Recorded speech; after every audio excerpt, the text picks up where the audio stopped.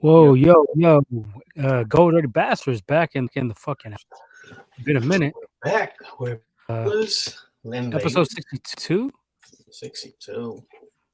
62 episodes, talking our What it talk. do? Was good. Pretty big weekend of sports. We had some boxing, fell news. There's no off season anymore. It's pretty much, shit, year round feels like when you get the draft, you get the combine, you get the free agency, trades. The only dead time is like probably like May, June, Mhm. right after the draft until preseason, July. Then you start getting more room trades and shit. But was good. Jimmy's still with us. Jimmy is still with us. Unfortunately, Jimmy G is still with us. We have Jimmy not G traded doesn't want Jimmy. to leave. I don't think Jimmy wants to leave. I don't think the Niners want him to leave. I don't know what's going on. It's pretty. I mean, it was. We've heard different stories. We've heard rumors. Supposedly two two two round draft picks supposedly in the table, a deal ready to be made. But where's that deal at? Who's that phantom team that wants Jimmy? So I, I don't know. I think it's all Lynch just playing mind games. It's a bunch of fairy tales, if you ask me. Yeah, I think Lynch should just trying to save face, or he's trying to bullshit to get people to bite. But ain't nobody biting because that that thing got released about two teams. A team is interested in dropping two second rounds. There was already reports saying that there was already reports that the GMs were like, well, if that's the case, just take Trade that. him. Yeah, take that trade. Yeah. I mean, yeah. I think what we realized that no way that Jimmy is worth two two round draft picks when Matt Ryan got traded to the Colts for a third round pick straight out. And I don't think Jimmy is way. I don't think Jimmy's better than Matt Ryan. I think with the Niners. Even Carson Wentz too. I mean, yeah. That's another Carson thing Wentz too. went for two. Uh, yeah. So I don't And know. It's just I don't know. I think they kind of played themselves because they thought saying. I mean, I think the Niners were pretty much was they overvalued Jimmy. I mean, yeah, Jimmy was well, we talked about it. yeah, we've been saying it. I I mean, said on this one, I wouldn't. That's what the whole bet came up with, second round pick and all that stuff. I was like, they ain't gonna get shit from me. You yeah, said it too. I said Me third and or you. fifth. I said Yeah, I maybe a said third or third, fifth. fourth. I didn't see this coming though. That we can't even trade him, and now all the spots are filled up. Yeah. Only team left with some kind of speculation is China, but I mean, What was I that? don't What team? Carolina. And in Seattle.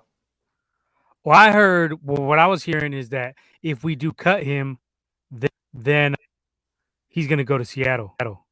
Yeah. I mean, I would. That's what they're waiting for. Possibly.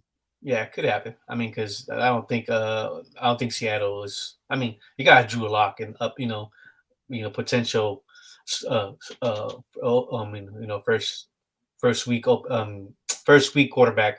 I doubt it. I mean that's who they'll settle for. But yeah, Jimmy G's available, and also what I've been hearing is that, I mean, Jimmy won't be able to throw until July. So that's right before preseason. Pretty was that OTAs maybe. Other than that, I mean, you won't see how Jimmy is. So I mean, Jimmy would I think what happened was Jimmy got that surgery. The Niners didn't think that Jimmy was going to get that surgery, He got and it then that late too, right? That was what yeah they were saying. yeah they were telling him to do it right after the season was over, but he decided. And I heard the surgery went well. I mean, I heard there was no problems, but he can't throw until July. So that just played. The Niners got played. It just shows. They should have just took less. Yeah. They should have took Take your fourths or L's on that. Yeah, thirds. take your L. Now, as it stands now, the scenarios, possible scenarios are if we were to cut Jimmy now, we would save, I believe, 18 million. We would save 18 million. But that wouldn't be for this season, I believe. That would be for the next season, right? I think that's what it is. I think that's the scenario, right? Even what I've heard too, if even let's say we cut Jimmy and whatever that dead cap space money, I mean, it wouldn't affect. It'll affect us this year, but then we would get it back. So, I mean, it's just like the title says, this is nothing but drama now. I mean, it's just. I mean, it also shows you like it shows Trey Lance like this is how the front office runs. Operation. We gotta see. We gotta see what happens. I mean, it's pretty lummy, like we say. It's just lummy It's my ordeal. audio. Is that just still bad or what? I don't know what's going on with this shit. Yeah, you're cool How's now. it sounding? Echoey? You're like cutting off, like echoing and shit, but you good now. Just it starts up again. I don't know what the fuck. We were gone so long. This shit don't work. No shit don't work. Yeah, see there right there. We haven't had no audio. Oh, I did it again. Yeah, We haven't had no audio issues in shit a while. Be something with this shit. Hold up. How's that? It's cool. All right, so yeah, so the Jimmy G drama is turning into a whole saga. Say I don't know opera. what. Say novella. And none of these NFL insiders know shit either. They've been saying this and that. Oh, he's going to go to this team. He's going to go to the Colts. He's going to go to the Browns. They're just in the dark, as much in the dark as we are. No one knows what the fuck is going to happen with this guy at this point. I could definitely see. I could see him. I could see him on the roster. I could see him still getting cut. I don't fucking know. I thought this shit would have been dealt with a long time ago. It just shows what the league thinks about Jimmy. Jimmy right now, he can't. He's not a franchise quarterback. He's not. They don't think he's he that injury kind of. I mean that surgery that he just had. I mean, pretty much. I think that's what fucked it up. Nobody wants to fuck with him. Nobody wants to touch him. Nobody wants to see what's up. I think that's what it is. Shit, I mean, it definitely could play a part. I don't think. I mean, if you just look at it, Jimmy is already 30 plus. That's a lot of these fans clamoring for Jimmy G. Our own fans. They're Jimmy's this, Jimmy's that, Jimmy's a winner. Nah, Jimmy's already 30 years old. Jimmy multiple injuries. I think even without the injury, not too many teams are gonna be barking up that tree. Like you could expect. I say you could expect what you got in a Carson Wentz package, the 2/3 possibly. I think that's pretty much your ceiling.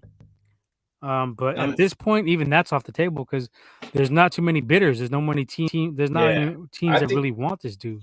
I think what the fans are really pissed off is that nothing got dealt with Jimmy. And then, potentially that trade, we were supposed to get something, whatever amount of money. It wasn't used for, the O line that we need help. We don't know what's going on with McGlinchey. Alex Mack is fucking 50 years old. You don't know, I mean, yeah, we drafted Aaron Banks, but still though, then, you don't want, you want to have a healthy O-line. I mean, pretty much, you can say even though Trey started two games, I mean, he's still somewhat like a rookie quarterback. So I mean, you want that O-line, solidified and ready for the season. But you haven't made. I mean, we haven't made any big moves. I mean, we got a kick returner, Ray. We got who else we get? We got Travarius Ward. That was a nice. Okay, that was a solid pickup. Yeah, I like that. And then, but you want, but we missed on all things that we're always, like, potential landing for us. I mean, like supposedly what I heard, Chandler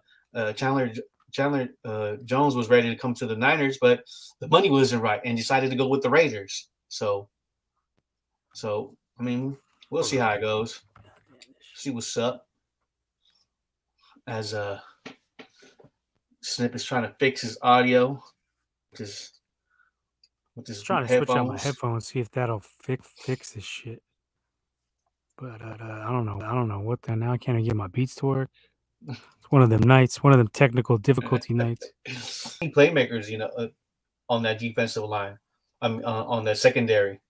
Uh, Yeah, we got that's our Definitely, big thing. We don't get too many picks. yeah. Uh, Turnover none of these game and all guys. that. Jimmy Ward. What do you have? 4 in 6 years or whatever he's had. I think Four, Womack was the one who had the Jimmy Ward stats crunch those on numbers really lockdown. good. Yeah. But yeah, so I would love the Honey Badger. I wanted us to draft him from the get. Hmm. I wanted Niners to get him coming out of college, and then we had another chance. I think like 2 or 3 years ago, before he went to KC, after he left Houston, we had a chance at him, but we decided to stick with Jimmy Ward. I don't know why. I'm not the biggest Jimmy Ward dude. I would prefer Honey Badger. Jimmy was been solid, but that's what happens too. You gotta have patience with these players. Gotta let them develop. But yeah, Honey Badger's definitely a impact player from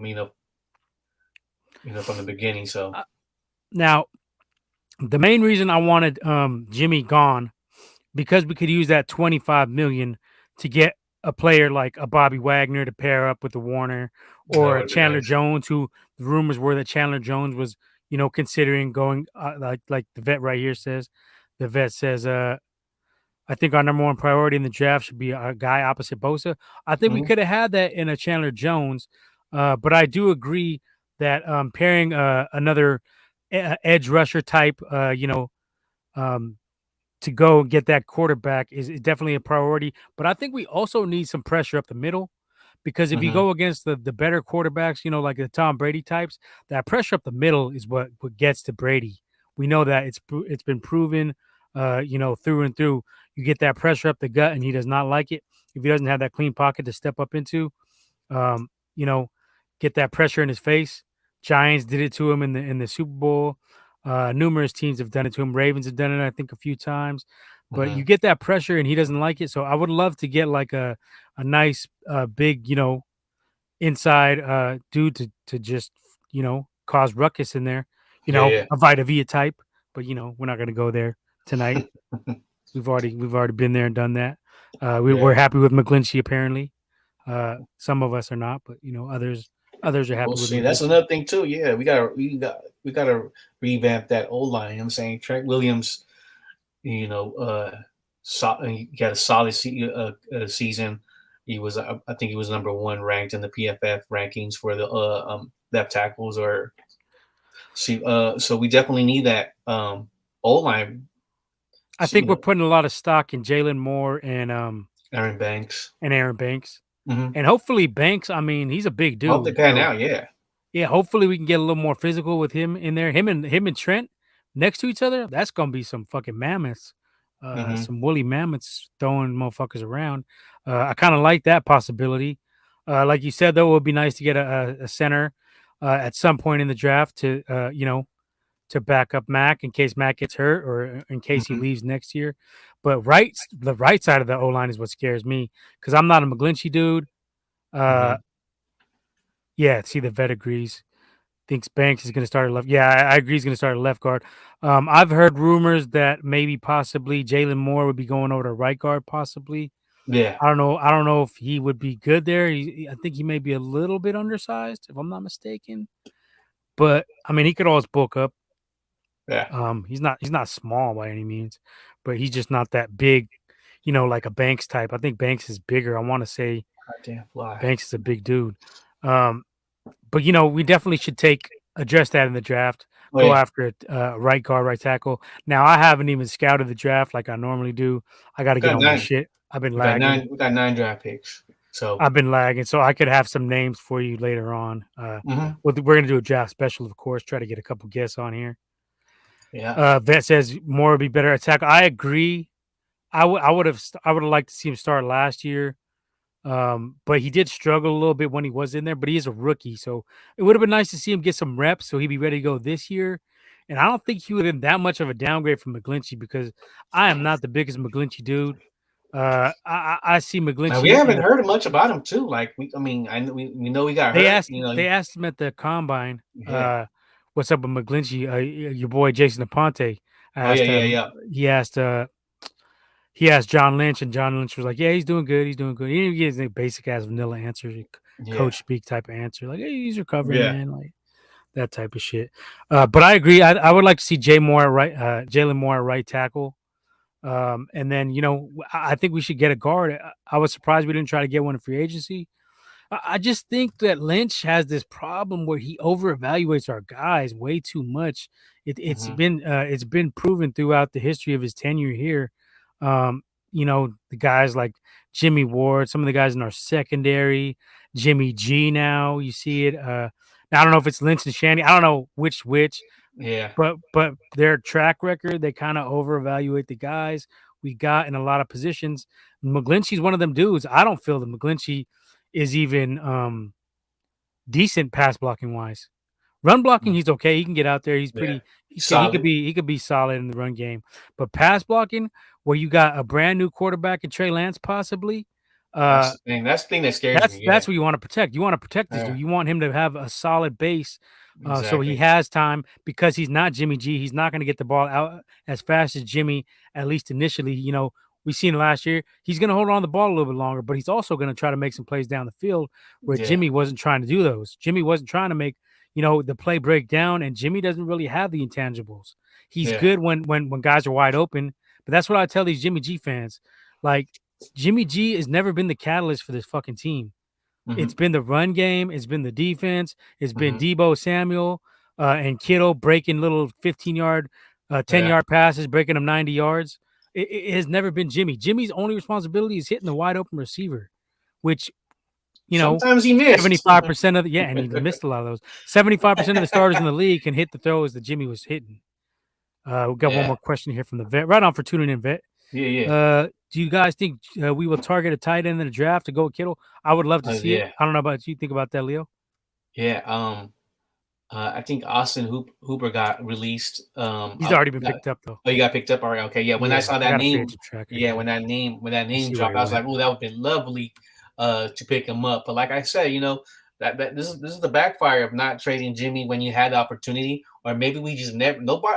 Maybe there was no suitors at all for a trade. You know, what I'm saying the Niners, front I office is find saying, that hard to believe. I'm making, I think you could have got at least a fifth or fourth for him. I don't it see. seems. But the thing is, funny is like all these quarterbacks are being traded there. And then Jimmy's not even name doesn't even be like are rumored. Like, like for example, when Matt Ryan got traded, to the coach, like, oh, maybe that's a spot for Jimmy. Nope. Mariota already. You're hearing names. I mean, you're already hearing it. Oh, it's rumored already. There's any talks or something's in principle or some agreement or something.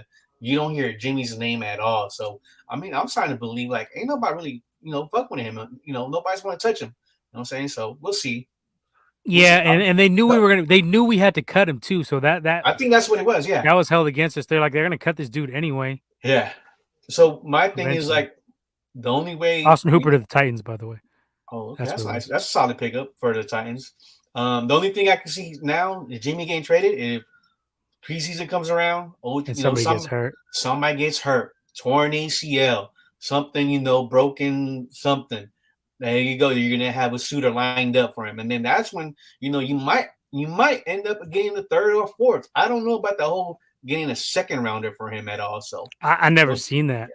I mean, I knew there was a possibility on a team being desperate, Yeah, but I mean, what you've seen is a lot of the younger guys got picked over Jimmy. I mean, even Mariota yeah, just went to the Falcons. yep, And Mariota has done way less in his career than Jimmy, but hmm, he's a younger dude. He yeah, hasn't had as many injuries, and yeah, he can be that bridge quarterback yeah, for the Falcons. They know they're not going to compete, so yeah, they're and just also wanted that bridge dude. he's connected with Arthur Smith. They've worked together. So as far as the tight end goes, yeah, I would love to see. Let me get back to that. I would love to see possibly Derek Dees Jr. out of San Jose State. Like I said, I haven't done a lot. I did a little bit of scouting here and there. Derek Dees Jr., the former Yeah, former 49er. And his son. he's Okay, pretty damn good. Check him out. okay. Derek Dees I Jr. did I That's a did name. look at a little bit of his tape. He looks pretty like he could contribute for us. He says he likes the kid. The vet says I like the kid at Iowa State or the kid from UCLA. I Okay. haven't seen those dudes. I'll get to the scouting. I'm gonna get to it like the next 2 weeks. I'm just gonna probably hit that shit. Hit that shit hard.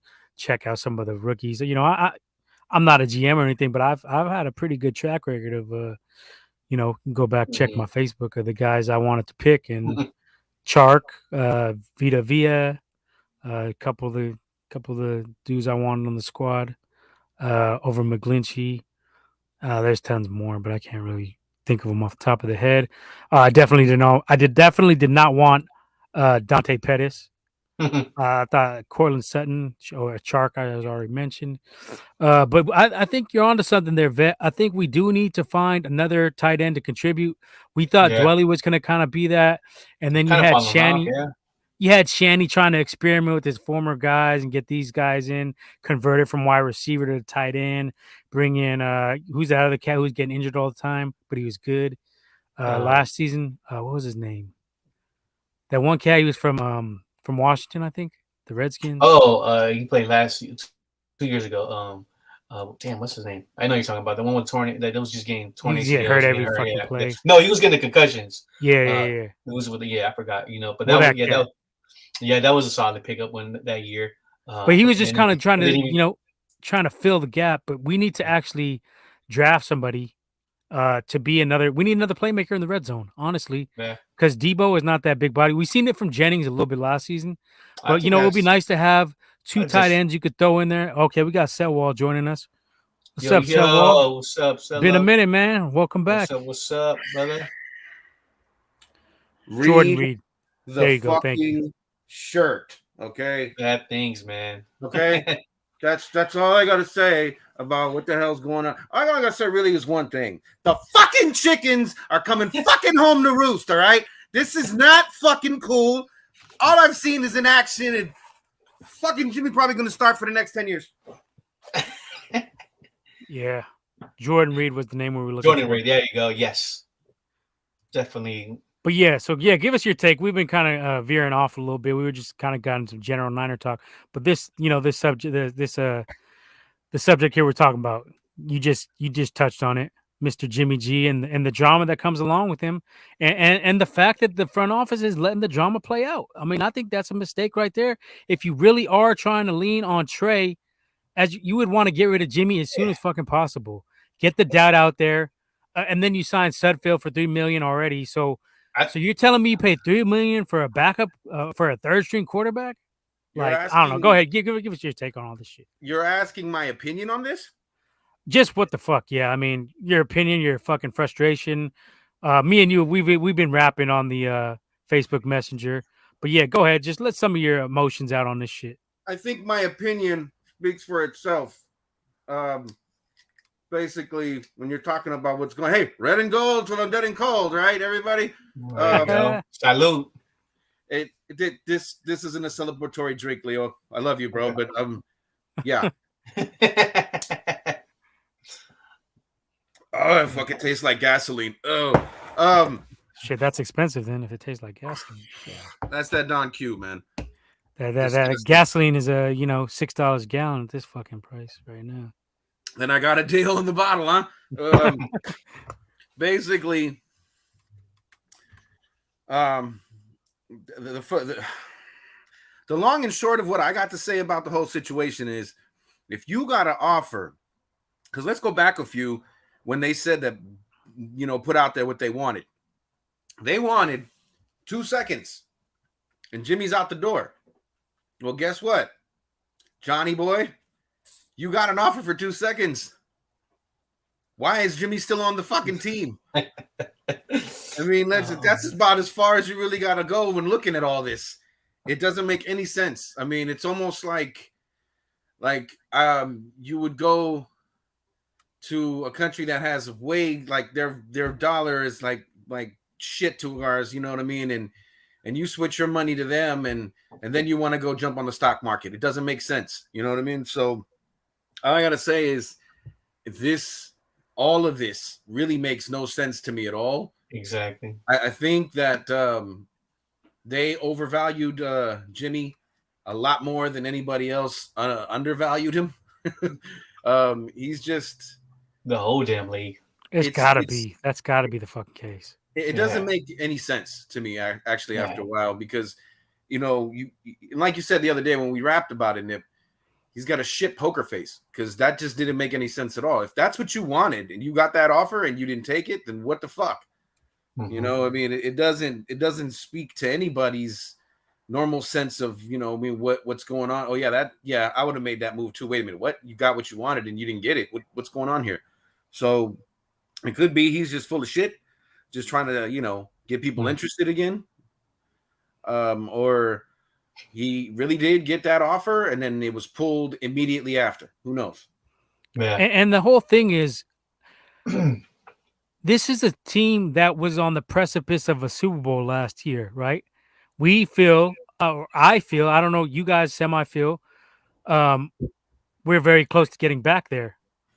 So shouldn't we sell out, go all out in somewhat of the manner what the Rams did, but not all the way, because they did go a little bit. It worked out for them, but they did gamble big. We could do not necessarily on that level, but we could go out and get a Bobby Wagner, a Chandler Jones, as we mentioned earlier, some of these older vets who are ready to just ring chase a little bit, right? And load up the team for Trey Lance, load up the team for Trey Lance for this year. We don't got to go out and sign these dudes to long-term deals. We could do 1-year deals, pay them good amount, let them get their ring, help us out, help us get Trey close to a Super Bowl.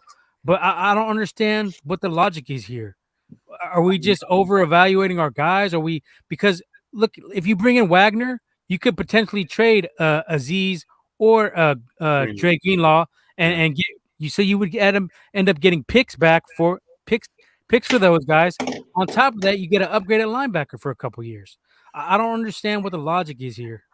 Maybe you guys can help me out. I don't really see it. The only thing that I keep going back to, and I read it in a couple of articles, a couple of published situations from other cats that are freelance writers, and and of course the regular press, Chronicle and Oakland Tribune, what have you. I couldn't disagree with any of them when they said the same thing, because I think that was the one thing in common that I had with them and all these other freelance writers had with them, was that it just kept going back to stubbornness. They don't before from these guys. Yeah, we have, and then that's an issue. Other than maybe missing out on a pick or something like that, because that's just what's going to happen, and it's the nature of the draft. You just don't know what you got until you got it. So because of that, it just you can accept those things. You know what I'm saying? But when you're doing something like that, you know what I'm saying? Just because this is what I want, I know what I got, and I'm not going to budge until I get it. You know what I'm saying? Kind of thing, or until I get better. Doesn't help the team get better when you're, doing, seat of the pants shit like that. It's just a bad look. Honestly, dude. It's a bad look and a bad move. You know what I mean? So I don't know what their whole idea is, because that definitely I don't think they have an idea. And what about the rumor of Baker Mayfield? I know this is a far rumor, but Baker Mayfield here, I could not see that. Jason LaCanfora. They said Jason LaCanfora was talking about it, but I don't know. He's not the most reliable dude. Backup maybe. I wouldn't mind possibly. If Trey went down with a knee injury or something like that, God forbid. You know what I'm saying? Mm-hmm. Then you got a guy who can mimic his skill set pretty good. You know what I mean? So, or he can win if he has the people. I think Mayfield, but you're also going to have to coach his ass back up, because I know he took a hit. In his and his ego, you know what I mean? Getting canned like that. So backup money, sure. You know what I mean? Starter pay? Yeah. No, I don't think so. Yeah. This is all just unnecessary drama, though, Yeah. It should have been a clean move on from Jimmy. It's like you're letting your ex hang around while you're messing with your new piece, and you're just like, let me see. I don't know. I don't get it, man. I don't fucking get it. Right. Yeah. It's just it's okay. So I hear what you're saying, Leo, but I gotta disagree. They do have an idea what they want to do. The problem is the idea just don't make no sense to the rest of us. Yeah. But, I'm hoping it's one of those things where we don't see, we don't see what's going on, and it's something bigger. But I don't see the possibility. It's a bigger picture thing. I think it's just, like I said, they know what they want, and they're not going to budge. How many cats have we known that we've bought stuff from? You know what I'm saying? A car or whatever. And I'm not. they want $4,000 and you all, what I'm saying, you offer them 35, and they're like, no, you know what I'm saying? Mm-hmm. Okay, and then they work you back up to 39, and they're like, no, 4. You're like, dude, no. Some people stand pat at what they think they got, and Jimmy's good, but he's not.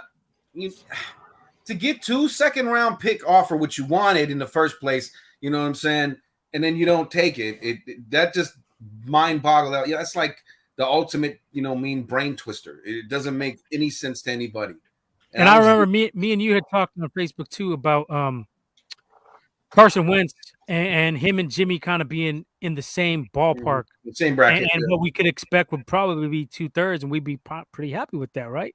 I would have been good with 2/3 because like we said, it would come down to Wentz and Jimmy, kind of like preference, because Wentz is going to be able to throw the ball deep. He's not going to be as efficient as Jimmy. Jimmy's more efficient with the shorter stuff.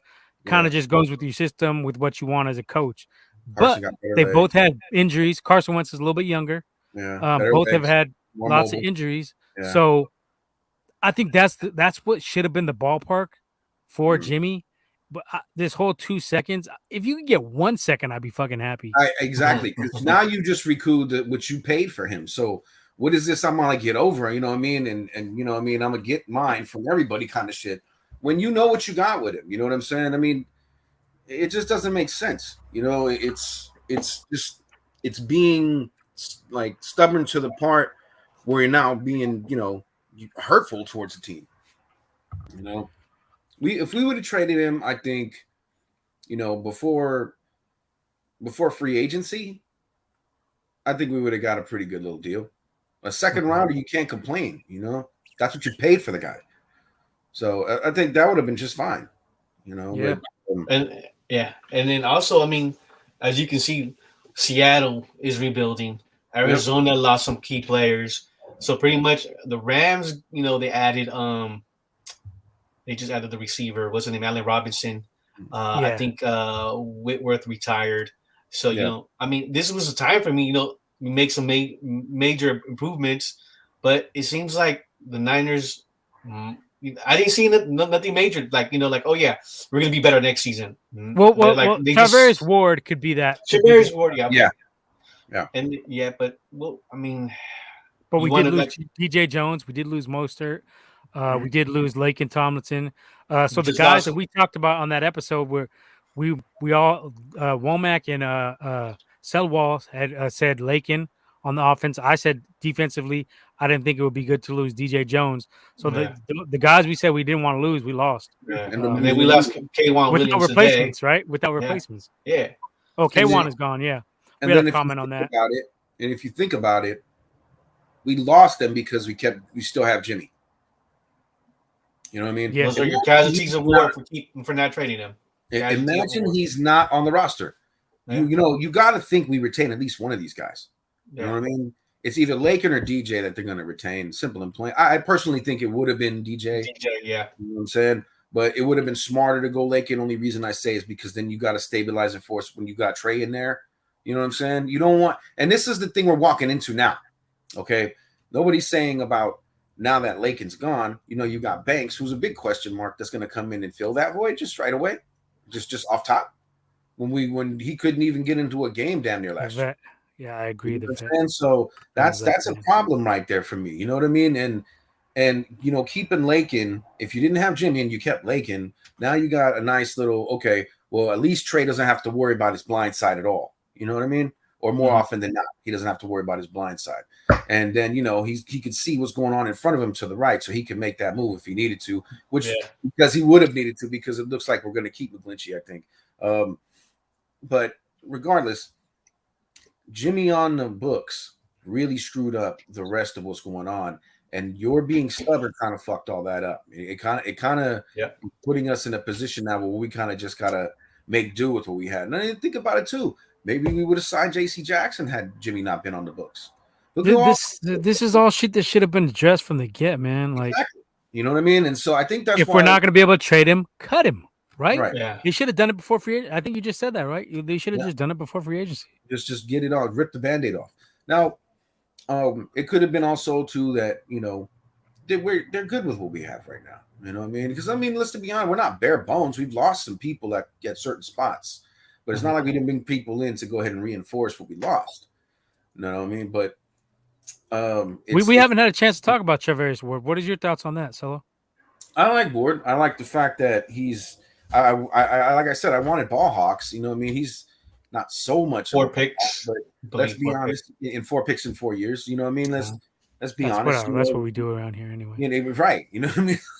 He's right up our alley. Put it that way. When you ask me about it, that on the text, bro. So I mean, I gotta say though, I was very, you know what I'm saying, very, very moved and happier about seeing his pass defense almost 10 last year. You know what I mean? So it's not like, you know, he's not active. He's up there doing his thing. You know what I mean? He sees the ball, but he just doesn't get rewarded with the pick yet. Maybe this year coming fucking with us with a more solid D-line pass rush. You know what I mean? So let's see what's going to happen after this second round of free agency too. You know what I mean? Because we more than likely will address the D-line again, depending on what we do in the draft. It'd be nice to draft a nice little pass rusher to come up in there, but it would also be nice to get somebody in there. They'd be telling me that Hyder's back on the market. I think Hyder, those dudes. If he's with Kusarik, he knows exactly what he's supposed to do. He's like one of those guys that needs to be in a specific system. And if it's proof, 2 years in a row with Kusarik, one with the Lions and one with us, he's 16 and a half sacks in two of those seasons. So it's, you know, it's saying something when you McGlinchey's trash. I agree. You know, so I think that'd be nice. I'd also think that if we could fucking snatch up Clowney and throw him in our shit next to Bosa, that'd be a pretty good thing there too. You know what I mean? They're not. Arden Key. What are we hearing? We haven't heard anything. He just went and spoke to somebody. I can't remember. Titans, Jaguars. Jags. Okay. So he's got. Do you think we're? I don't think we're really pursuing him. It doesn't seem like. Well, I mean, I think we let him know this is what we're willing to pay. Go ahead and shop yourself around, big dog. You know what I mean? You know, you're welcome. You know, by the way, because on the real, he wouldn't really be getting a lot of, you know. I mean, he would get picked up. Just get it wrong, but you think he's going to get a bunch of contract offers unless he shows what he had with us last year? Yeah, I don't think so. Yeah. You know, so you know, there's people. I would throw him a little bit of bread and just bring him back. But I mean, you got Hyder out there, you got Cox out there, you got Clowney out there. You know, you're gonna get these guys like Carlos Dunlap got released. Dunlap just got released. Yeah, Dunlap. Both of the dudes from the comp. They both really. You know what I'm saying? So you know, you're saying, bro, these are names, and these are these guys because Clowney. He did it with the Seahawks the other year. Remember, he put like $5 million for a year. You know what I mean? And then you put that dude now. He ain't gonna be the man, but it's like with anybody else, like even Melvin Ingram. You put that dude in a defense where they're already monsters, and he'll wreak havoc too. You know what I mean? Because they can't block everybody. You know, and this dude's already knows how to get open. You know what I mean? And then Hyder, I think would be probably. I think I would be the one to snatch him up or Clowney, just because Clowney can do it. He's shown he can do it. Like, you know, when he was with Mario. Williams. Yeah, he's better. He's better as the Robin than the Batman.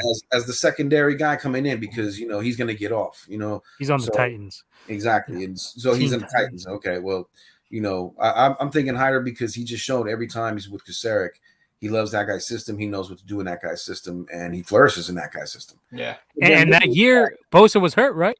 Yeah, that was the year Bosa was out. Yeah. So let's see him with Bosa, and he can really cost. We can run it back and see how it really worked out. And then if he does the deal, you can sign him to a two-year deal, and you can sew that up because he's still young too. He's still in his 20s. You know what I mean? I mean, there's a lot of people that start to take the low Tulalelas out there, right? Did he get signed yet? Did Cox get signed yet? You know, I mean, and these are guys you'd think they would want to come here and get a chance at a ring. Yeah, I mean, and let's be honest, they are, but it all goes. Can John Lynch recruit?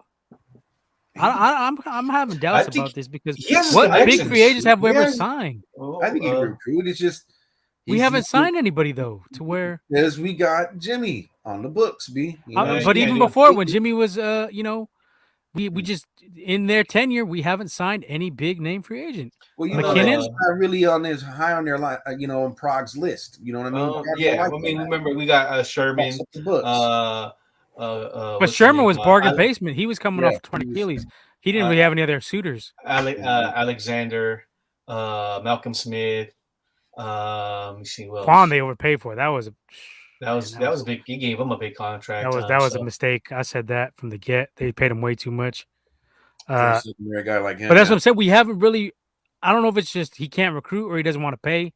Could be both. He doesn't want to pay. They Could want be a to little give. bit of both. I mean, look at all the moves they make. You know, like you said already. What Sherman? Look at Verrett.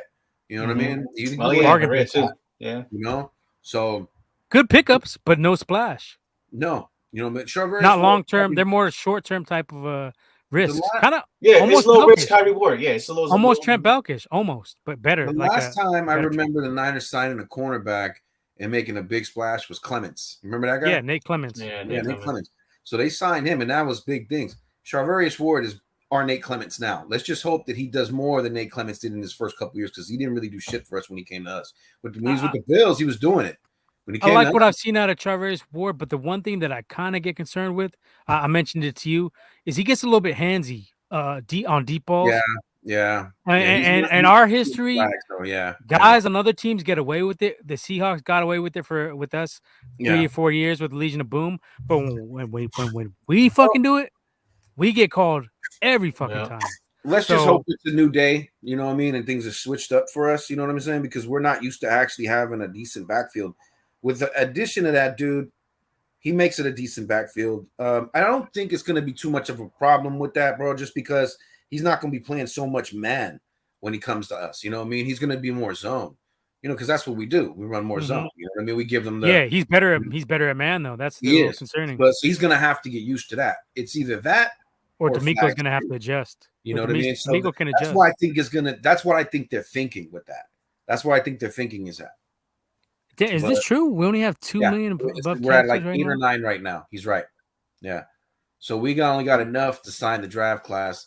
And then I'm thinking I think this is what's going to happen here. They're going to wait for the second round of free agency after they do the draft because you need at least $7 million for the draft class. So after the draft, they're going to come back second round free agency. If Jimmy's off the books by then, you know, they're going to be a player in for somebody like either Cox, Clowney, or I can't remember who else is out there. The safety is Peppers out there, I think. Jabril Peppers, and also Honey Badger. We talked about that a little bit earlier. I like Honey Badger. I would go with Honey Badger just because he's a vet and he can help out back there. You know what I mean? With Stephon Gilmore's still out there at CB, but I think we already made a splash with that. Think about that backfield. You know what I mean? You got Ward on one side, you got Mosley on the other, you got Matthew, and then you got Jimmy up in the back. You know what I'm saying? Going high, and then you know if he needs to come in every once in a while, maybe Mosley slides to nickel, or Ambry comes in and slides to nickel. You know what I mean? That's not a bad backfield starting. You know what I mean? That sounds pretty decent. You still got Lenore too. Don't forget. You know, and some of these on a dime package, exactly. Some of these older vets that are still out there on the D line, Calais Campbell, 36 years old, but you can get him for a year.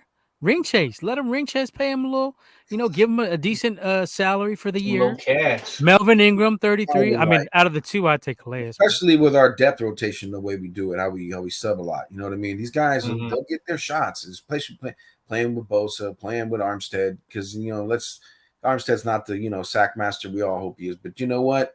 The dude takes up space because he's a big ass man. You know what I mean? And you still got Kinlaw too, you know. And then you got Kinlaw hoping he comes back nice with that healthy injury. But I really would like that Jimmy's off the books by the second round of free agency so we can sign him or Star. I think even with those dudes in there, you know, and you sign, you know, Hyder maybe to a backup, you know, you replenish that, that room will look worse to you can have some monsters in there. You know what I mean? And then it did last year because you can have some more guys with some more bite on some cheap contracts, you know. So hopefully that's their plan and hopefully that's works out because if not, it's just ridiculous at this point. I've heard that they could hold on to Jimmy all the way up into training camp just so that you could see him throw. You know what I mean? And then make a deal, you know what I mean? Because that's supposedly what's holding everything up is everybody's afraid of his shoulder. I think it's a lot of horse shit. And I think that, you know, it's a big ass saga. You know what I mean? It's like as the world turns. It's like the fucking Phoenix saga, man. Like, it's ridiculous. This is almost similar to what happened with Alex Smith, except Alex wasn't injured so much. You know what I mean? So and Alex was more efficient, honestly. I'll give Alex efficiency over Jimmy. I'll give Alex a little more over Jimmy. Yeah, I would. And he earned it the hard way. You know what I mean? He he didn't really have the greatest cast around him for a long time. Mm-hmm. Not until Harbs. Yeah. So there's a difference there, but yeah. We'll see what happens, yo. Yeah. So, man, we've been away for a minute. There's been a lot of shit that went down. So we talked about some of it. Deshaun Watson to the Browns, and that kind of and that's other things that affected Jimmy. Brady coming out of retirement, and Deshaun Watson getting cleared of the criminal charges. So maybe Lynch and Shanny didn't take that into play. I mean, that's possible as well. This is true. You're GMs and you're getting paid millions of dollars. You should be fucking thinking of this type of shit. You should be knowing what's going on for real. Yeah. They definitely were landmines. Nobody saw that shit coming.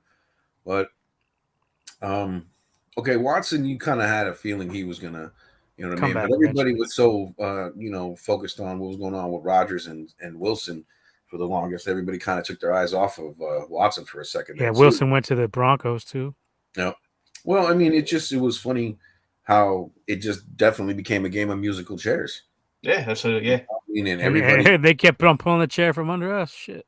It's just funny too because I don't remember ever in my life seeing an offseason go like this with quarterback starters like that. You know, just basically just got blooped into another multiverse. Like, you know what I'm saying? I mean, who the hell saw Ryan wearing, a Colts uniform? I mean, you know what I mean?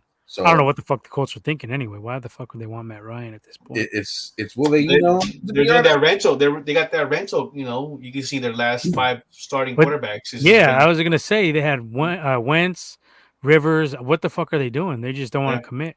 Yeah. Well, Ryan didn't have that bad a season last year, statistically wise, and then I guess the thinking is you put him behind a decent O-line with some good weapons and a great running game, and he can get it done. They got good receivers too, actually. Yeah, you know what I mean. You think about it logically. There's the logic, but they kind of already went there with Rivers. That was my point. And that's the thing, and they felt the success there. So that's what I think that they're doing right now. Because they went to the playoffs, right, with Phillip Rivers, right? Yeah, and they're trying to squeeze the last of the lemon drop out the juice. I mean, so. This dude says cut Jimmy and let him play in the CFL. Hey, probably roll it there. I mean, who knows? So it's just baffling.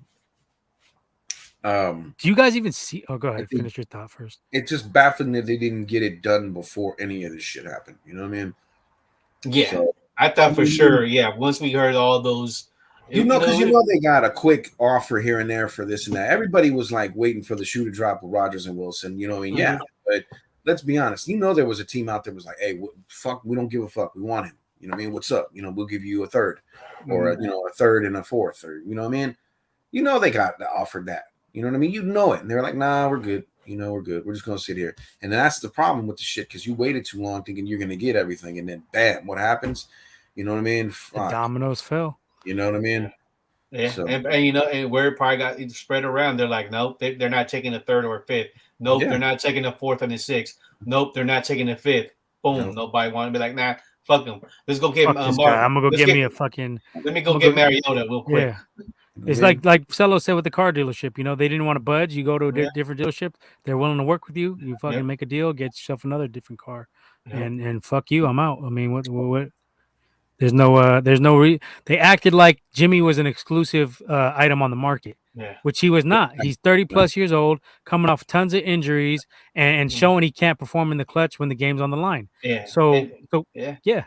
And the Niners were like, hey, but but with Jimmy, we went to 2 NFC championship games. I mean, I'm pretty sure that. But these other GMs are not stupid, dude. They see that he was never the catalyst. I'm pretty sure they're like that was the pitch. Like, hey, but with Jimmy, we've been to the NFC Championship game, so they're like, yeah, but he wasn't the reason. Yeah, you guys were there. It takes a specific team to really want Jimmy like that because the team. I thought the Steelers would have been the team. I thought the Colts. Well, the team that really wants Jimmy, if they really thought about it, they want the guy that's going to get them there, not so much as the guy who's going to go and win it for them. You know what I mean? Because I'm going to be honest with you. Each time we got there, you know what I mean, or within it, the magic didn't come. You know what I mean? If the magic to get you there, great. You know what I mean? Yeah, but he shriveled when the limelight was on him. Exactly. And you could say O-line. O-line did live it there were down, factors. and There play were calling factors.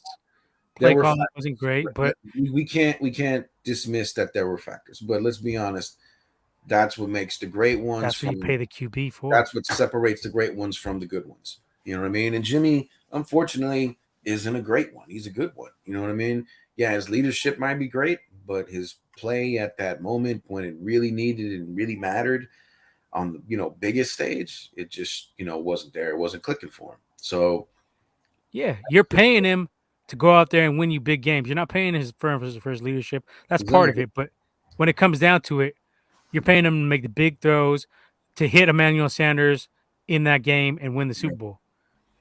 That's what it comes down to. There are factors, but then it don't dismiss the fact you just didn't get it done. You know what I'm saying? Because let's be honest, everybody has to deal with factors. Mm-hmm. You know what I mean? It's just the way it goes, man. I mean, it's what makes it hard to get there. That's why it's the Super Bowl. So, it's great that think of him as a great person and all this and all that, but we're trying to win games. Exactly. I mean, we're Bay Area. We're spoiled. We've already talked about this. It's Super Bowl or bust for most of us, right? That's what it always is. Yeah. Since we grew up in that golden '80s, you know what I mean. So it's a mentality now. But you know what?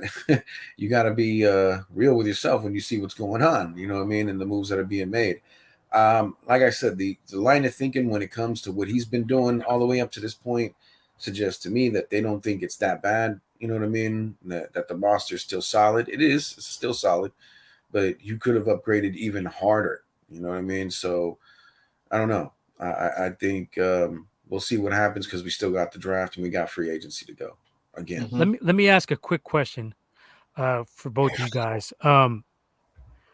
Do you guys see Jimmy actually going to a team and having any success, or do you think he's going to be more of the Sanchez, Mark Sanchez, where he had the playoff success with us, but then he just fell off the face of the earth when he left the Jets? I think if he went to a team similar, like if he would have went to the Colts, I think he would have continued what he's doing. Mm-hmm. Similar, yeah. Yeah, you know what I mean? Same thing. Like I can get you there, but you guys gonna have to do it, basically. You know what I'm saying? You know what I gotta work. Yeah. So that's what I see when it comes to him. You know what though? I think this season, losing Mostert really like messed it up. I think if we would have kept Mostert wouldn't have got injured, we could have probably beat the Rams. I agree. And Debo, I don't think they would have used him any different. I think they would have still used him as a wide back. You know what I mean? So you just imagine there's another, weapon that you could use there. So I don't think anything really would have changed too much. You know what I mean? With Mostert still being there, other than we would have had the home run threat every time. But I think that really hurt us this year, actually. Yeah. But I mean, hey, we got one game to the Super Bowl, so obviously, didn't hurt us that much, but just made us work that much harder. That's what I think. Leo, what about you? What do you think about Jimmy going elsewhere? Is he going to be successful? Is he going to be a career backup when it's all said and done? Is he going to just be out of the league in 2 years? 3 years? I could see him in the same situation that when he was with the Niners this year. He could, if he's in a good team, 10 wins, but you have already somebody waiting to be the franchise quarterback. Stopgap, yeah. I mean, I think that's his, somebody, he's going to be for a team that, we got somebody, is going to be our future quarterback, but he's not ready yet. So we're going to give you the keys to the team and, give us 10 wins. Hopefully we make the playoffs and a rookie quarterback, can learn from you. Mm-hmm. I think that's, but I think we all agree Jimmy never wins Super Bowl. I'll say it. I say he never wins a ring. We already got on his own, no. On his own, probably not. Yeah. Like I said, he'll get you there. What team other than us and the Colts could you really put him on? Where I would say the Steelers too. I think they had a nice. I thought the Browns. Possibly because they had that nice run game. Their defense is not as good as ours, but they do have them edge rushers. I can see that. I could see him being successful there. I think he'd get him maybe to the AFC Championship game, and Mahomes would probably take him out, or Josh Allen takes him out. It's where you see his mettle tested when he's done like Jared Goff was. You know what I mean? Mhm. You send him to the Lions and and the Miami Dolphins. Yeah. You know what I mean? That's when you get to see what he's really all about. Because before they went on their little run last year, the Dolphins were like dead in the water. So then you put him on a Jaguars team. You know what I mean? Bereft of talent, or just a toxic air around the team, so they couldn't get no stability. That's when you see what Jimmy's really made of. You put him on a team that can win, and Jimmy will win. I think he's demonstrated that with us. You know what I mean? You can put him on any strong team with a good defense and running game, and he'll win. That's the thing. Why that's why I think they overvalue him in the front office, because they know this about him. You can say whatever you want about him, about his fucked up play and his terrible decision making at times, and you know what I mean. And God, no, what did you do? Why did you throw that? You know what I mean? Why? And, what did you see that What are you millions of people doing? saw? You know what I mean? So I mean that it's infuriating, yes, but he could still win on that team, and he'll win you them games. It's just weird, you know what I mean? And it's not like anything he does. It's like the Twilight Zone with Jimmy. You know what I mean? So, but he can win. He can win for you, and they know that, and that's why I think that they got an issue with just letting him go for peanuts in their mind. Or maybe they're thinking they can run a fucking dual quarterback system and shit. Who knows what the hell's going on over there right now? Yeah. It's just chaotic, and if you really believe in Trey, if you're Lynch and Shanny and you really believe in Trey, why would you put him through this shit?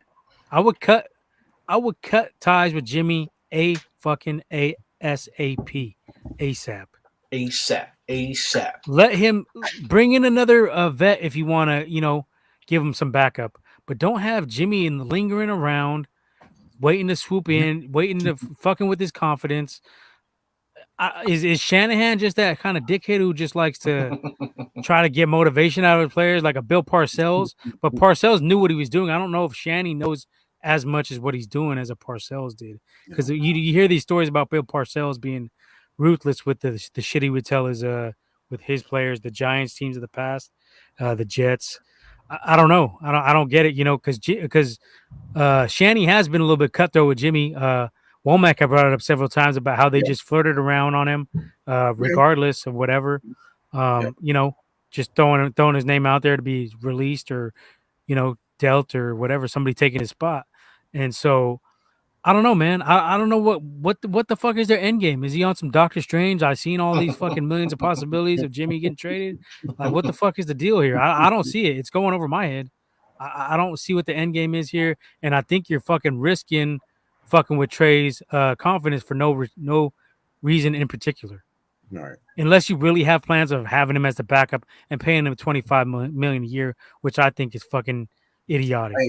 I think if anything, if he did stay, if they decided to keep him, I don't know how you would justify that to the fan base at all, because there's a lot of fan base. Well, there's a lot of fans that would be happy with that. I know that. Yeah, but there's even, I think the but to bring him on to be a backup, I think a lot of people are thinking keep him on as the starter, but to keep him on as a backup, the overall majority for that would just be bad, because I mean, even the people that support him would be like, that 25 million could have went somewhere else. Yep. We could have got a few guys, and Trey's already here. Or what if he restructures his contract and be like, hey, you know what, let's. Well, that's the. I don't think he has any motivation to do that, though. Yeah, that's the other thing I was going to say. If you could spread that 25 million out over the next however many years, then maybe 50 years. But he doesn't want to just be a backup. He wants to be the starter. And then that was his team for how long? He's got so much love in the locker room. Yada yada yada.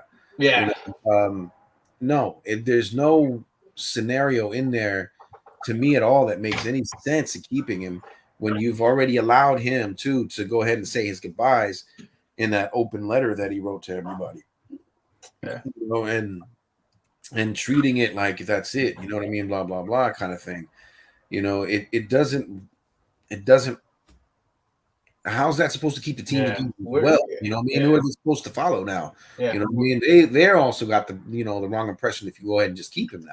Yeah. It doesn't make any sense. You know what I mean? The only way they keep him, I say, is like you said, he restructures his contract and he goes down to $7 million a year. You know what I mean? You really think he's gonna fucking do that? Hell no. Yeah. We're just witnessing the longest breakup ever. I mean, Really? I think many the phone chances calls. are he ends up with Seattle. I think Yeah, I think that's where I'm yeah. looking right now. Eventually, He he gets ends up cut. there. He gets cut. We'll see. Yeah, if he gets cut, I would see him going to Seattle. They have no quarterback. They got what, Drew Lock? I'll take Jimmy over Drew Lock any day. Mm-hmm. They don't got no receiver, no running back, no. They got DK. They got DK and Lockett still. But you gotta you gotta throw that shit deep. I mean, yeah, for both of those guys. Yeah. The only team that I could have saw them saying that they would take Jimmy for 2 second rounders was the Texans, especially because of that draft haul they got. You know what I mean for Deshaun. And that was the only team that I could see offering 2-2s like that. You know what I mean? But that would only they like the dude they got though. I think. You know what I mean, Davis Mills. So Mills. that was, by all accounts, it sounds like they actually want to try to give this guy a chance. You know, but it still makes sense. Like if you think about it in those terms, yeah, we'll give him a shot again. You know what I mean? See if it wasn't just a fluke. You know what I mean, and whatnot. But because he's out there, why don't we go ahead and just go get Jimmy? He's talented enough that he'll push this guy to get better. You know, in training camp. You know what I'm saying? And you know, if something were to happen and we're not satisfied after a while, well, we can just hand it right over to Jimmy because we know he can win. Yeah. And then what? Casario was this guy in New England and whatnot. So there's a little familiarity there. You know, it's not like he'd be happy, I don't think, you know, but, you know, after that, at that point, who gives a shit? You know what I mean? That was the only team that I could see offering 2-2s. And by that point, it was, you know, his trade clause waiving, you know what I mean, was done anyway. You know what I mean? We could just get rid of him.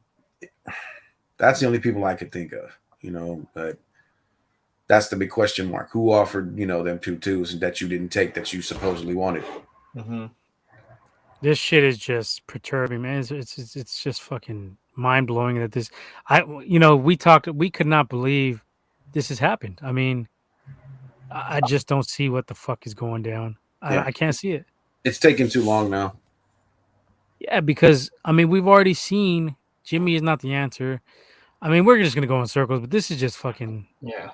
I just can't believe that. I can't believe they're letting this drama carry on. Yeah. I can't believe it. It makes no sense to me. Especially if you believe in your fucking future quarterback that you spent 2 first-round picks and swapped another for. It doesn't make any sense. It's showing lack of confidence, and it's letting some of the Trey's haters come out and speak even more now because they're like, "Oh, look, they're not even willing to commit to him." Blah blah blah blah blah. And fuck the haters, but at the same time, it's like, why are you gonna even let that be entertained? Why are you gonna let this shit even be entertained? If you really believe in Trey, and I do, I think Trey's gonna be a good quarterback. Now, how good, how quick, that remains to be seen. Yeah. But eventually, he will be a pretty damn good quarterback, I believe. I mean, he has especially the after we've seen that leaked footage. You know, I've seen a lot in there. He has the tools. I believe he has the tools for sure. It's just he needs to fucking play, man. He needs the reps. Play. You know, and the more the kid plays, I think the better he'll get. It just, you know, he needs to work. The only thing that I say he needs to work on is, you know, just not staring down his guy and learning how to throw that touch pass. You know, that's the only thing that I seen that I didn't like. Mm-hmm. You know, and processing plays better, you know, quicker. Yeah, exactly. But that comes with time. That's all shit that'll come with time. Patience. It comes with reps. I mean, but when he's out there, he's not looking to run first. He's looking to throw. He's looking for his people. You know what I mean? But you know, that's a good thing because a lot of these guys that are running quarterbacks, you know, I mean, it's the first thing they do is the instinct is just to run. And wear that. To me, I would put him. I've seen very little of him so far. We all have, but the mold I would kind of put him in now is kind of like the Russell Wilson and Ben Roethlisberger, where they weren't the quickest readers, but when the plays broke down, those guys could improvise and make shit happen down the field. Yeah. They weren't, you know, they weren't like making these quick reads and the most precise at reading defenses, looking all around the field, this and that. But Big Ben could get you some fucking wins when the games were on the line. Same with Russell Wilson. When the plays broke down is when they were at their best. And that's kind of where I'm thinking you're going to see Trey Lance excel. Yeah. He may not be this quick, you know, Peyton Manning type of breaking down everything, this and that quick, but I think he's going to be a big playmaker, We're going to see a more explosive offense, and you're going to see some hiccups, of course, because he's a second year guy. He only played 2 games last year. He didn't play much in college, but this is the mold I'm going to put him into. If I'm a betting man, this is where I see him. I don't ever see him being like a prolific defense reader and all this and that. I mean, it may come, but he could grow you know into what I'm it. saying. You know where I'm Grow going with into this. that. He can definitely grow into it. He just needs the reps, bro. You know. The cerebralness. I don't know if he'll ever be that cerebral Brady type, getting the ball out in whatever half a second or whatever the fuck. He'll be the more when the play breaks down, the intangibles kind of guy, which is good. I mean, the dudes I mentioned, those are top level dudes, Super Bowl winning quarterbacks. You don't have to. There's not one mold that wins as a quarterback. You can be a different type of QB and win. Not everybody's Tom Brady. Not everybody's a Peyton Manning.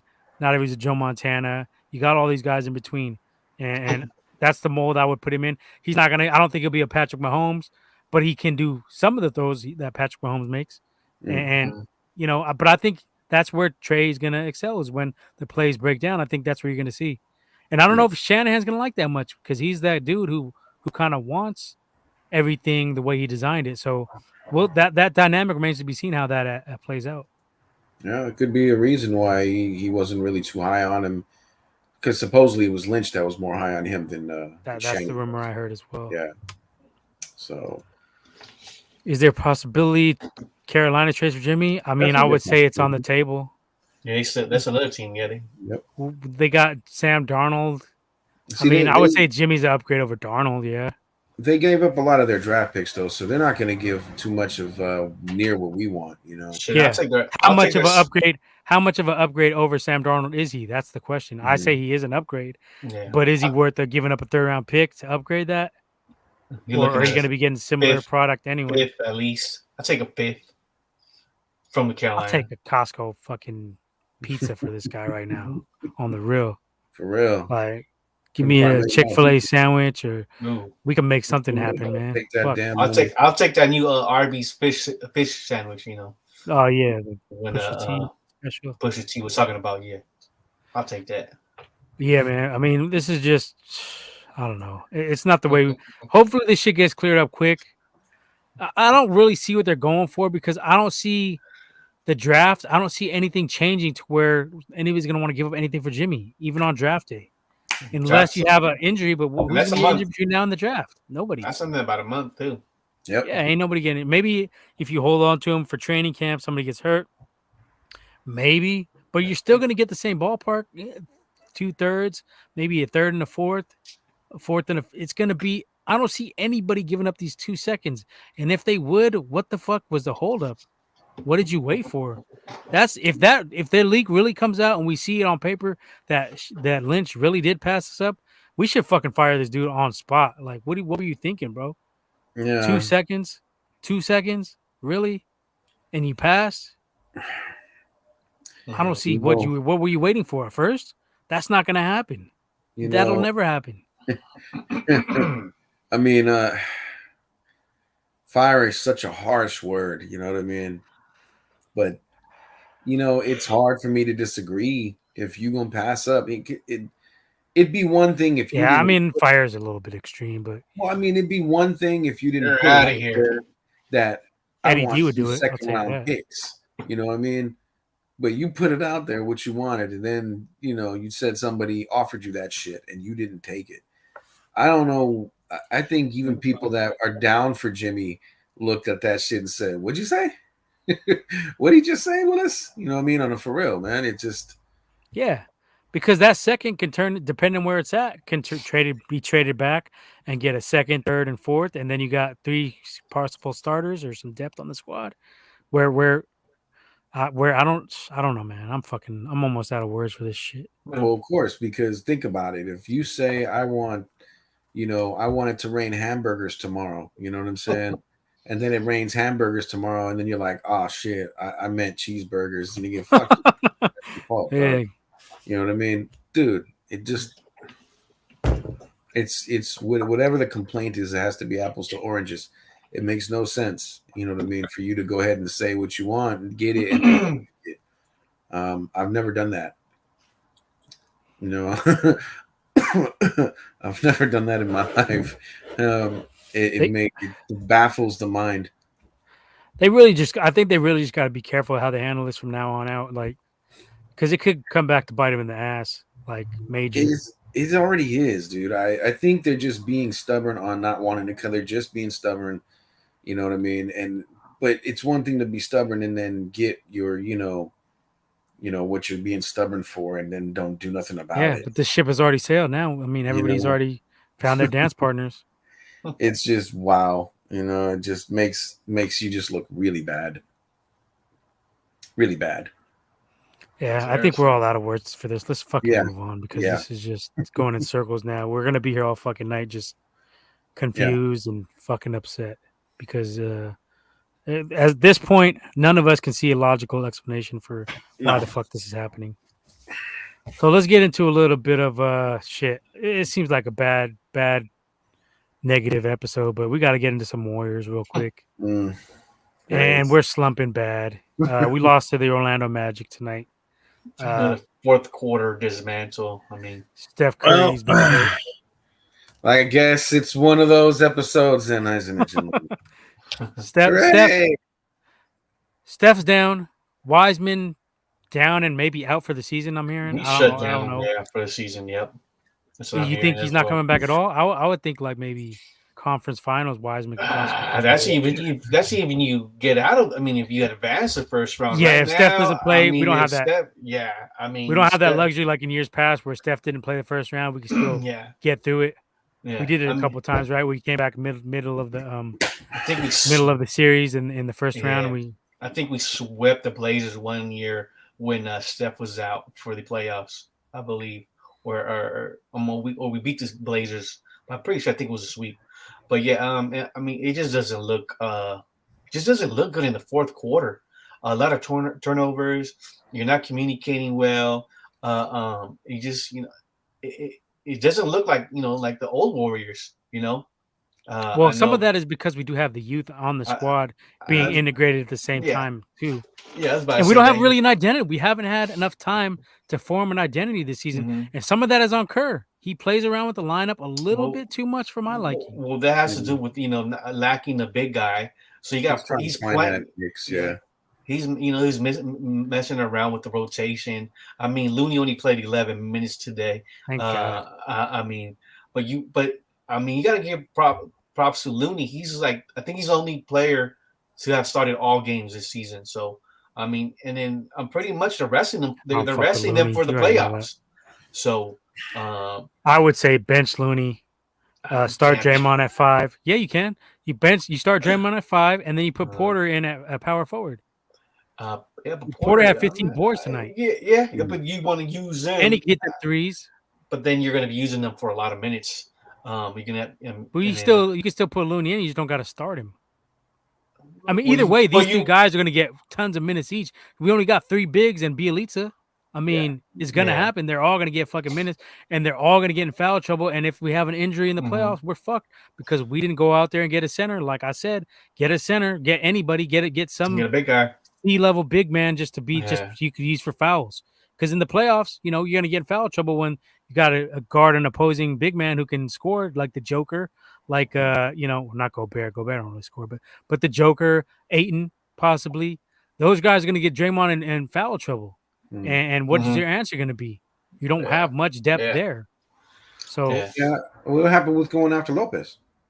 I don't know. I heard nobody. Nothing ever materialized. Nobody. He wasn't bought out. I think that's what it is. They stayed. They stayed with these teams, and the only name that player that really popped up was Tristan Thompson, but he got picked up by the Bulls, I believe. So that was the only really big name. I mean, there was. What's his name? Enes Kanter. But I mean, no, that's not a big, big. That's not a big improvement. I think that's like the other name that I heard. I said get rid of Wiggins. I said maybe Poole. We needed a big dude.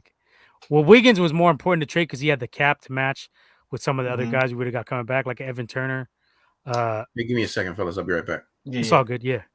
But shit, man, I don't know. I mean, it Poole, backfired. see, I don't think Poole is that dude. I think Poole's he can been playing score. pretty. He can score. I've never debated that fact. He But his plays sloppy. efficiency, He he plays a turns little over the sloppy. ball. He's not very good on defense.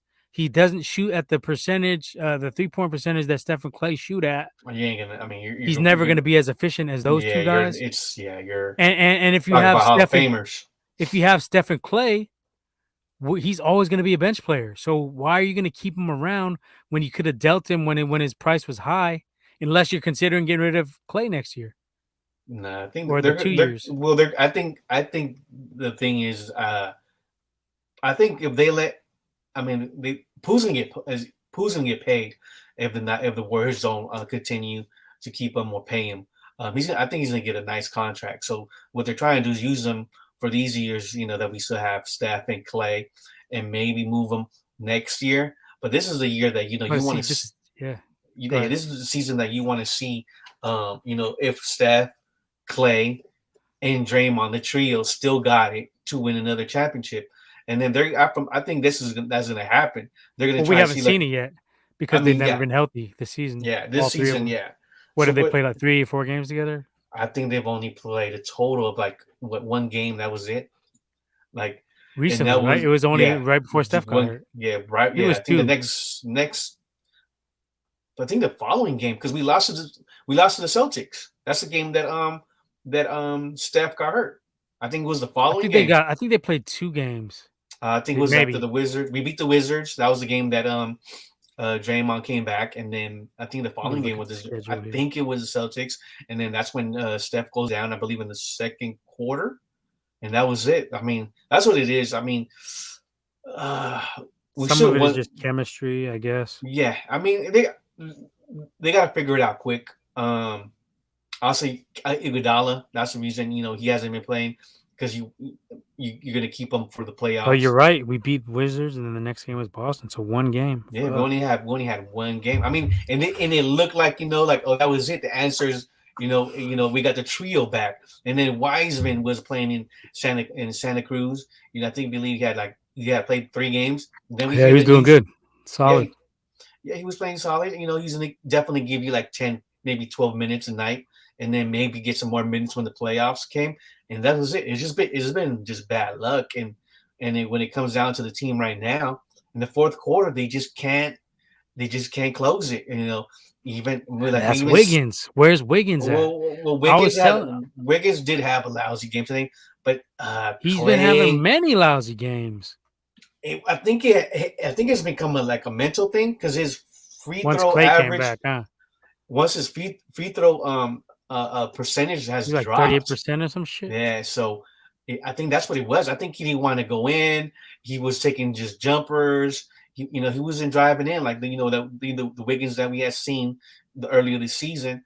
And then I think that's I think it's a little bit of just mental for him right now. But I think he's once we get Steph back, hopefully that first round shit gets situated.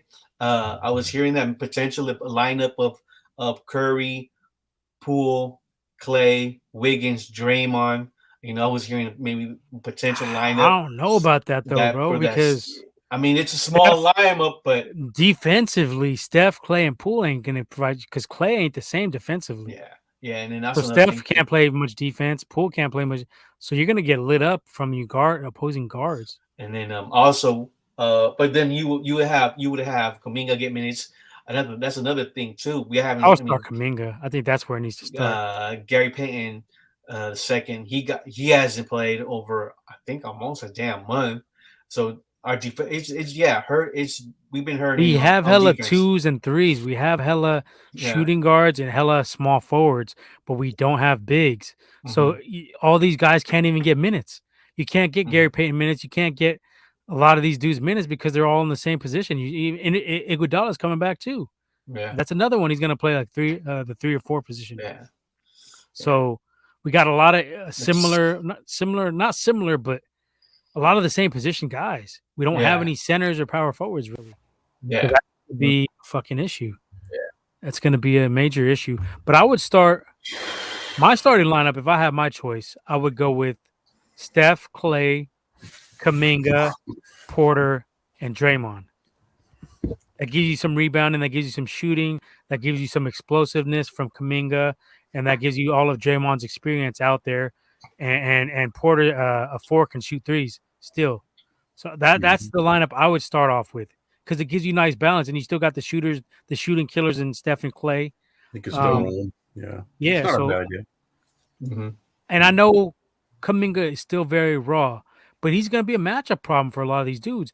If you got your shooting guard or small forward guarding him, he can get them in foul trouble in the playoffs. He can get some get some free throws, get some easy points on the board for you, and like I said, get some opposing stars into trouble because he's one of the only slasher attackers that we really have on the squad.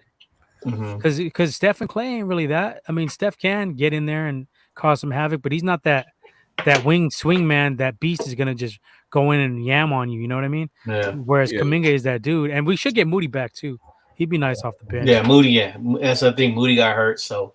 But I just don't like Looney, man. I've never liked Looney. I know he's gritty and this and that. Yeah, but I mean that's he's good off the bench. He's a good off the bench yeah, dude, in my opinion. Exactly. I mean that's where the Warriors kind of, dropped the ball. Was they thought Wiseman was gonna come back. Everybody was gonna be healthy. It didn't happen. It hasn't happened, and I don't think I would have dealt Wiggins. I said it on the show. I would have dealt Wiggins. I would have found a partner because I never thought he's gonna be that dude, and he disappears kind of when the limelight comes around. He shrinks. He has points, but they're like meaningless. Not meaningless, but not very impactful points. At crucial points in the game is when he doesn't really show up usually. And free throw shooting, you can't like use. You think it's better used as a 6th man then? Yeah, I would use him as a 6th man. He does have value because he can play defense, and we're kind of lacking that right now. We got GP2 back, but yeah, I mean, we were like when we were at our hitting on all cylinders, we were number 2 defensively, right, in the league. I wonder what we are now. I don't know what we are now, but we can't. We're just we weren't allowing teams score over 100 points. We had a nice streak. Now we just can't. Now we can't score in the fourth quarter. It's just sloppiness, miscommunication. We just. Well, we went on that quick little hopscotch thing when Draymond came back, and you see what we could do when he's in the lineup. I think it's the reason everybody's freaking right now is because how close we are to the playoffs. I think that's why it's such a big deal. You want a surge going in. Yeah, you want to finish strong no matter what, But I think if because we got bodies coming back, if we can just hold the fort down just for a while and try to split some of this, you know what I'm saying? I think we'll still be okay. Yeah. I think it's going to take a little bit more time for just that right amount of chemistry for everything to go back, because I still think Clay just has just a little bit of court rust on him. I mean, defensively, I said all. Well, his whole career, he's always been Clay's always been streaky. His whole career. You know what I mean? But when he gets into that groove is when he's dangerous, right? You know what I mean? He hasn't found it. I mean, he had one game. Coupled with that, he had 2. He had 30 plus 2 ice, I think.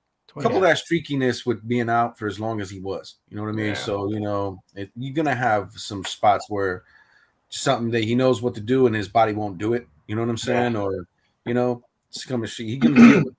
But I think if we finish, like anywhere near 4 seed, 3 seed, we should be sitting pretty. We're trying to avoid that 4 because we don't want to play Phoenix second round if we don't have to. I hear you. That'd be a good dog fight, but I don't know. I mean, bad. That being said, I think we can beat them, but do you want to see them that early? Well, we beat them. I prefer not to. We beat them in the beginning of the year. We beat them with Chris Paul and everything, bro. So I'd rather see them when it's all on the line, though. You know what I mean? That's what I'm saying. I would take us over them any day when it's all on the line. I think I'd take that with any matchup, really. You know what I mean? When we're in the when we're full strength and in the playoffs, you know what I mean? Yeah. That's what everybody said about us for the last since our dynasty started. So I don't think anything's really changed when it comes to that, because I don't think anybody else out there besides us has as much you know what I'm saying, time in the playoffs, you know what I mean, in that playoff atmosphere and knowing what that feeling's like, than we do, and I think we have that over any team in the league when you look at it, especially with Iggy coming back. You know what I mean? So I think we'll be good once we get there because we already got that championship mindset no matter what. Yeah, no doubt. I mean, I'm still thinking it's all dependent on us getting healthy. Yeah. Like you said, if we have a healthy core, we could beat anybody. That's not a problem. We've said that all year. Yeah. If we get in at 3 or 2 or 3, I prefer 3 to I would prefer to avoid Phoenix if we can, just because if we're not at full strength or if our guys aren't 100% yet, they could get us. If Steph comes back, but he's still a little bit gimpy or whatever. Yeah. And give Clay a little bit of time to get gather his bearings a little bit too.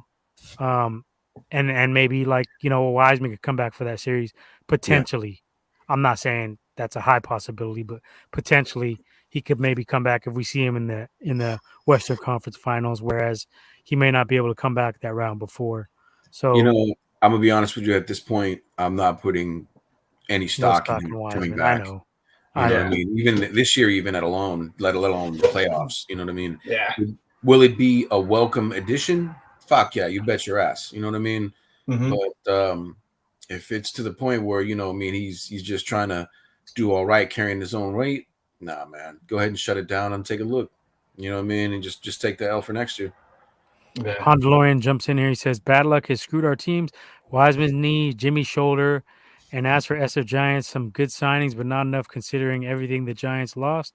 Despite all this, still hopeful." Mm-hmm. Right despite all that, I mean, Niners were in the conference championship. Yeah. Yep. Warriors are still, a top contender. Giants should be able to hopefully continue some success building off of last season. Hopefully, yeah. I wasn't too pleased with the loss of Bryant. I think he could have helped us a little bit, but I think we were far apart on years. I think he wanted security and to be someplace for the rest of his career. Yeah, and we wasn't. Can't blame him. Yeah. But we'll see what I mean, shit. Did anybody see us doing what we did last year? Mm-mm. So let's see what we do this under the radar. Yeah, that's right. I mean, people still weren't believing in up until the last game of the season. Yep. Yeah. But yeah, so I mean, Bay Area has been kind of jinxed, but we'll be all right. We're still hanging in. Mm-hmm. And Warriors, we get healthy, we could beat fucking anybody. We could beat anybody. Mm-hmm. We're gonna be a tough matchup for anybody. Yeah. Because if you get a healthy Steph, Clay, and Dre, then Wiggins is just that, fourth, fifth guy down the road where you're not counting on him for anything except for his defense and a couple, dunks or something like that. You're not counting on him to make free throws. You're not counting on him to do all the other stuff. You just need him to be that role player in a sense, play defense, guard one of their best wingmen. That's what you want Wiggins for. You're not in the starting lineup. I don't know, but as like a fourth or fifth down, okay, I can see that. Yeah, I can see that, and same with Poole. I don't like Poole in my starting lineup because of the carelessness with the ball, and I don't think the offense moves as smoothly when he's in the game. They can still score, but it's not the same ball movement. He's quick. That's what it is. He's quick with the ball, and he's kind of like he dribbles and he doesn't really go any. I don't know. It's just weird. Like he's not the most precise in where he wants to go with his dribbles and stuff like that. It's not flowing. Yeah, exactly. The offense isn't flowing well through him. I think that's just because of youth. I think he can pick it up eventually. Plus, he's a lot taller than than Steph is. Like you said, yeah, he's quick as a damn water bug. That's real. I would like him as a backup too. I mean, I would like him and Wiggins coming off the bench. And let Kuminga get the minutes. Let Kuminga be that matchup nightmare the other team has to deal with. Because Kuminga can play some defense too. He's not just a he's still learning. He's still but he's raw. Yeah. He's got raw talent though. He's got raw athleticism. The point is nobody's separated himself from the pack to make it proper yet, and nobody's asserted themselves. You know what you got. Like you said, there's only three other spots that's that's what's up. But I don't know. I think Poole, with given more time, can get better. He just does need to learn how to slow his game down a little bit to match the offense. If he can do that, kid will be good. I mean, but I agree. I still think, and I've always said that we need a center for this team. And so I'm not really against what you were saying earlier, or since been saying. I was with the trade. I just don't know if I wanted to let go of Poole. But And I feel that too. Young I just think potential. you might get something there. That kid might be the one that turns out to be the sixth man off the bench. You know But what I'm saying? I guess I'm kind of saying I was ready to go all in this year because we don't know how many years Stephen, Clay, and Dre have to be at their peak. Right. So I was like, let's get him that ring now. If we get a Karl Anthony Towns, which I don't even know was on the table. It was hypothetical. Right. But he's been lining up that the T-Wolves are fucking on fire, actually. They've been killing it. Towns had 60 the other night, I think. Damn. But yeah, I mean, it would have been nice to get another piece. Like another star would have been nice, ready to win now. Yeah. Now, I don't know what was even out there, but I just kind of feel like shit in this regard. We kind of over-evaluated what we were going to get out of Wiggins and Poole this season. Not in a vacuum. Like, we're not saying what Poole can be, but this season, is he going to be like that catalyst dude that helps us get over the hump? Remains to be seen, and Wiggins as well. But if we could have got somebody, a bigger guy, a power forward or a center, would have been nice. Yeah. Would have been fucking nice. But, I mean, we got to do what we got now, so we still have enough to win a ring. I think it's just about health at this point. Yeah. And learning what rotations are going to work. And I think you got to get Kuminga out there, man. This dude is a fucking physical force. I think he's a physical force. I think not many in the league can match his athleticism. Maybe Giannis. That's the only one I could really compare him to. Wow. Maybe LeBron. That's a big comparison. Yeah, athletically, I mean, this dude is a fucking LeBron and Giannis would be the only ones I would even think off the top of my head. He's one of the dudes I would put off limits for trades. I've been hearing his name. Possibly, why don't we trade Kuminga next season? I wouldn't. I would never. No. He'd be off limits. Even Moody too. I wouldn't trade Moody. I would consider Moody. He's good, but is he going to be that elite level catalyst? I don't know if he's going to be that. I could see him being a good player. He dropped 30. I don't think he's going to be like a star. It's early, but I think Kuminga got star power is what I'm saying. I think Kuminga got ability to be top 15, top 10 player in maybe 2 years. Yeah, you'll see definitely Kuminga in the All-Star game in 3 years minimum. Yeah.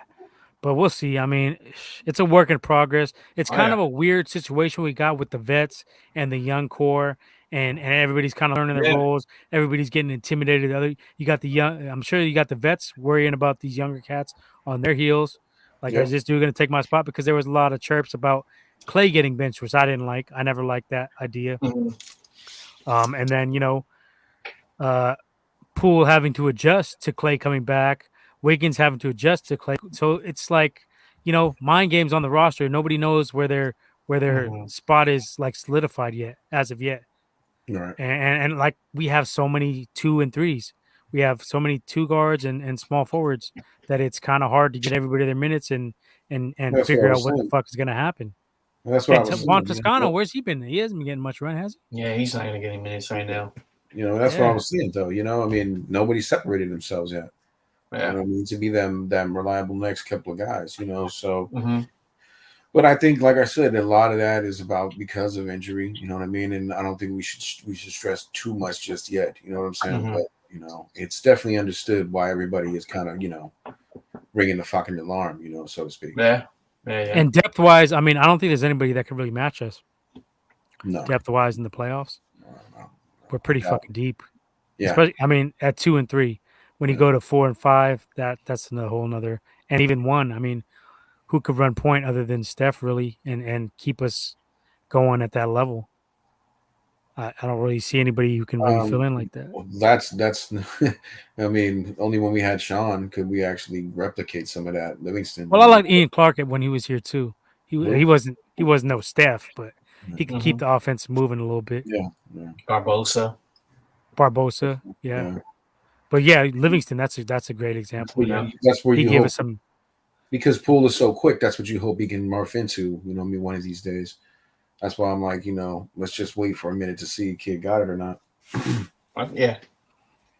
All right. Well, shit. I guess. Are we all still picking with the Warriors to win it all? I mean, we can't really say definitively without injuries, but if they're healthy, I'll take them. We can do it. We can do it. We can do it. If they're healthy, give me the Warriors. If you Draymond, not everybody, Draymond guaranteed it, bro. That's it. You know what I mean? So you gotta ride with Dre. Stop getting technicals, though, Dre. Stop getting technicals. You probably just don't want to play right now. Probably just trying to get booted out, get a couple nights off. They're talking about resting some people too. Now that we're kind of like we play Miami in limbo. Tomorrow, I believe. Yeah. Now that we're in limbo a little bit, I would say just rest them. Fuck it. Yeah. I mean, what are you going to really gain? Let the young cats get some minutes and be ready for the playoffs anyway. If you fall to 4, I mean, it's not ideal, but shit, we ain't that scared of Phoenix. Yeah. To be like, oh, we have to get that 3 seed. It would be nice, but at risking injury at this point, when we've already had the struggles that we're having injury wise, I don't think it makes sense. I think it makes more sense to fall back a little bit, because I don't think you're going to get any of that cohesion anyway at this point. So let's just get healthy for the playoffs and hope for the best. I mean, I think that would be the best strategy, personally. Let the bench get some minutes. Let them get their experience up so they're hungry. All right. Well, Dubs are done. Niners are done. Now we can move on to a couple other little shorter topics here. Some news today. I don't know if you guys heard about this one. Masvidal and Covington were in the street fight. Masvidal versus Covington Street Fighter Edition is the title here. Yeah. So what do you know about this? What did you hear? They ran into each other at some spot, some steakhouse called Papi. Steakhouse? I thought it was Steakhouse. They ran into each other there in Miami. It's supposedly a really good place for steak. I don't know. I've never been, but one thing led to another. You know what I'm saying? And is there a video of this? Yeah, there's a video, but it's very poor quality. You can't really see shit. Grainy. Okay. But reportedly, what happened? What I heard was he got was it a 2-piece? I think Masvidal gave him a 2-piece. Kobe had a 2. Now I'm not even putting this out of the realm of possibility that they made this shit all up for a second fight. That could be possible too. But there is rumors that Masvidal has been charged with a felony already. So I don't know if they go that far. Because Covington was snitching. There's a video of him already like, oh, this guy assaulted me, blah blah blah, doing the Karen shit on tape. You'd expect that from Covington. I mean. Yeah. But the shit he was popping, and this is what Masvidal said. Like you mentioned my kids, that was the mistake right there. Like you don't mention motherfuckers' kids. Like Conor McGregor does this shit too, and shit ain't sweet. Shit ain't sweet when you start mentioning wives and kids and all that shit, man. Like it ain't all good.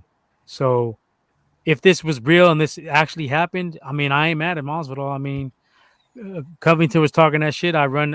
What do you say? I run Miami-Dade. I'm the king of Miami or some bullshit.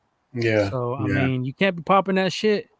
A lot of people, some people ain't gonna just give it up to promotion. Oh, it's all promotion, this and that. Conor did that shit, and Khabib was not. Khabib wasn't one of them dudes either. After that fight, when Conor was begging, oh, it's just for the show, blah blah blah. Khabib hopped over that shit and went for his you know what I mean? So it's just some of these dudes are animals. Well, not even animals. I mean, it's in some ways justified, because if you're gonna pop that shit, now the other argument is Masvidal had 25 minutes to get all that shit out, and he ain't really let too much out in that ring. He kind of left a lot in there, but the after when you talk about motherfuckers' families, I don't think nothing's really off the table at that point. So I don't know how y'all feel about that. Yeah. The way I look at it is, if you didn't think it could go on past the ring, then you're tripping like hell.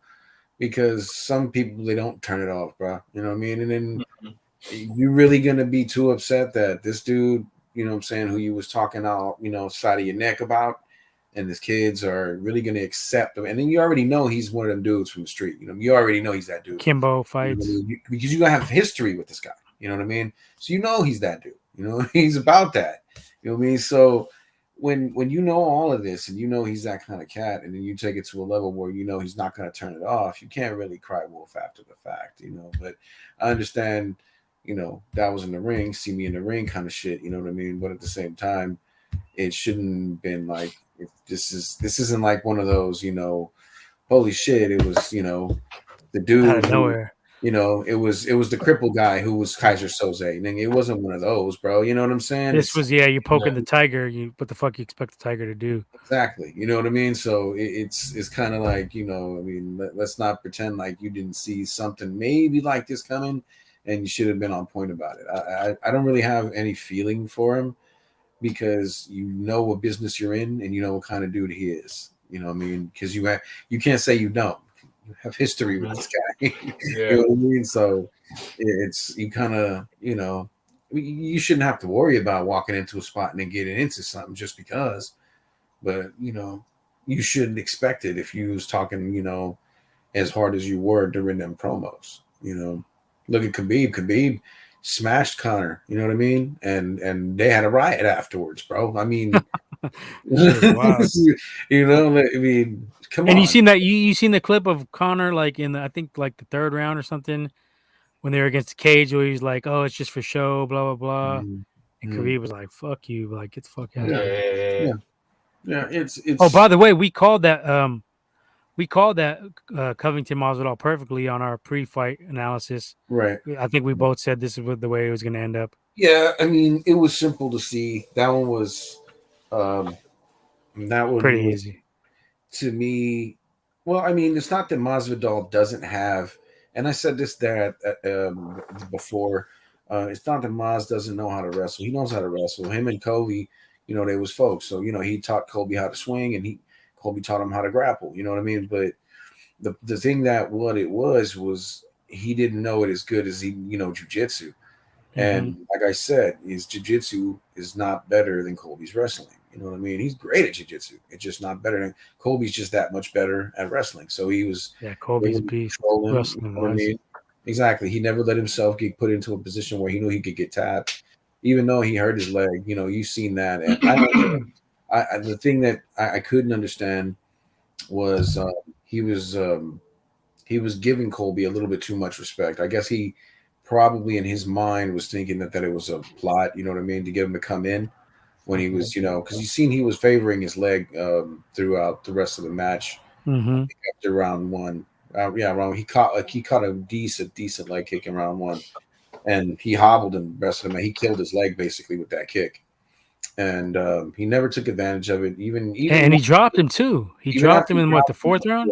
Yeah, in the fourth, he dropped him. He didn't even do anything. That was weird. He respected him too much. He respected the wrestling too much. He just didn't want to get controlled, and he knew he would.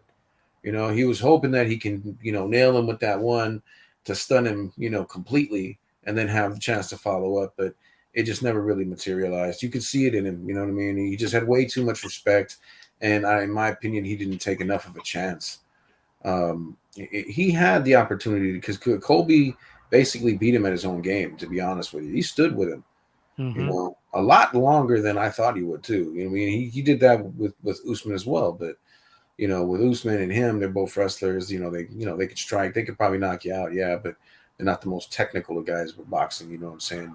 Exactly. You know, they're technical, but they still, you know, they got more refinements to go, and they're getting better every day. Don't get me wrong. You know, but it's their second form. You know, both of those guys are monster wrestlers. You know what I mean? They can control the hell out of you. They know how to wrestle. You know what I mean? So, I think it was a lackluster. I think I expected a lot more. I didn't expect him to win. Don't get me wrong, but I expected. Yeah, it was like perfect word is lackluster. You're right. Yeah, you know, I expected a lot more. I just don't understand how it works out with the fact that he's gonna play your game with you. He's gonna stand with you. You know what I mean? You're gonna stagger that leg and take that leg from him. but you're going to respect him so much because you're just afraid of getting controlled. And then when he did get controlled, what happened? He got controlled. He got smacked up. He got hit up. He got, chipped up and, took down and bruised.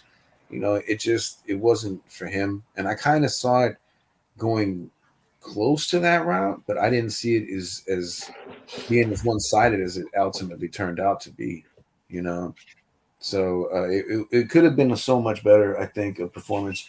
I think there was opportunity for Masvidal, even up to and including for a KO. But he never really seized it. It just seemed he was waiting for the. He didn't really sell out in the fight. He didn't really go. He didn't go all out. It didn't feel like, at least. It just kept. I'm waiting for the other shoe to drop the whole fight with him.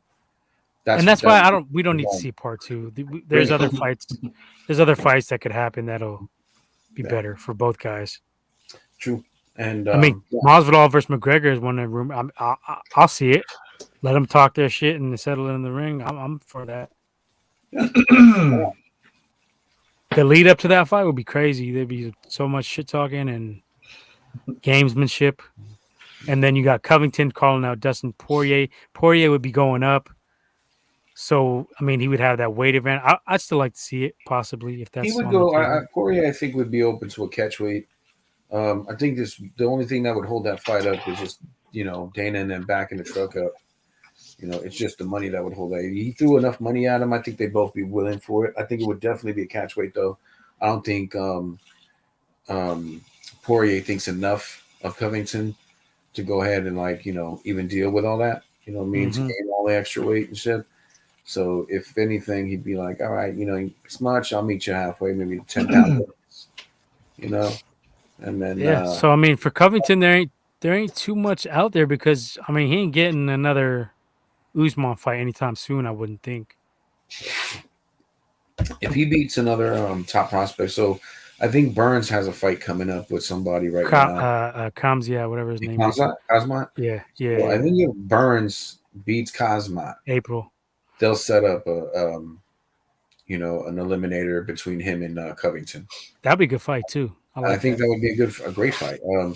But I think if Covington wins, they might consider giving him that title shot, but it'd still be iffy.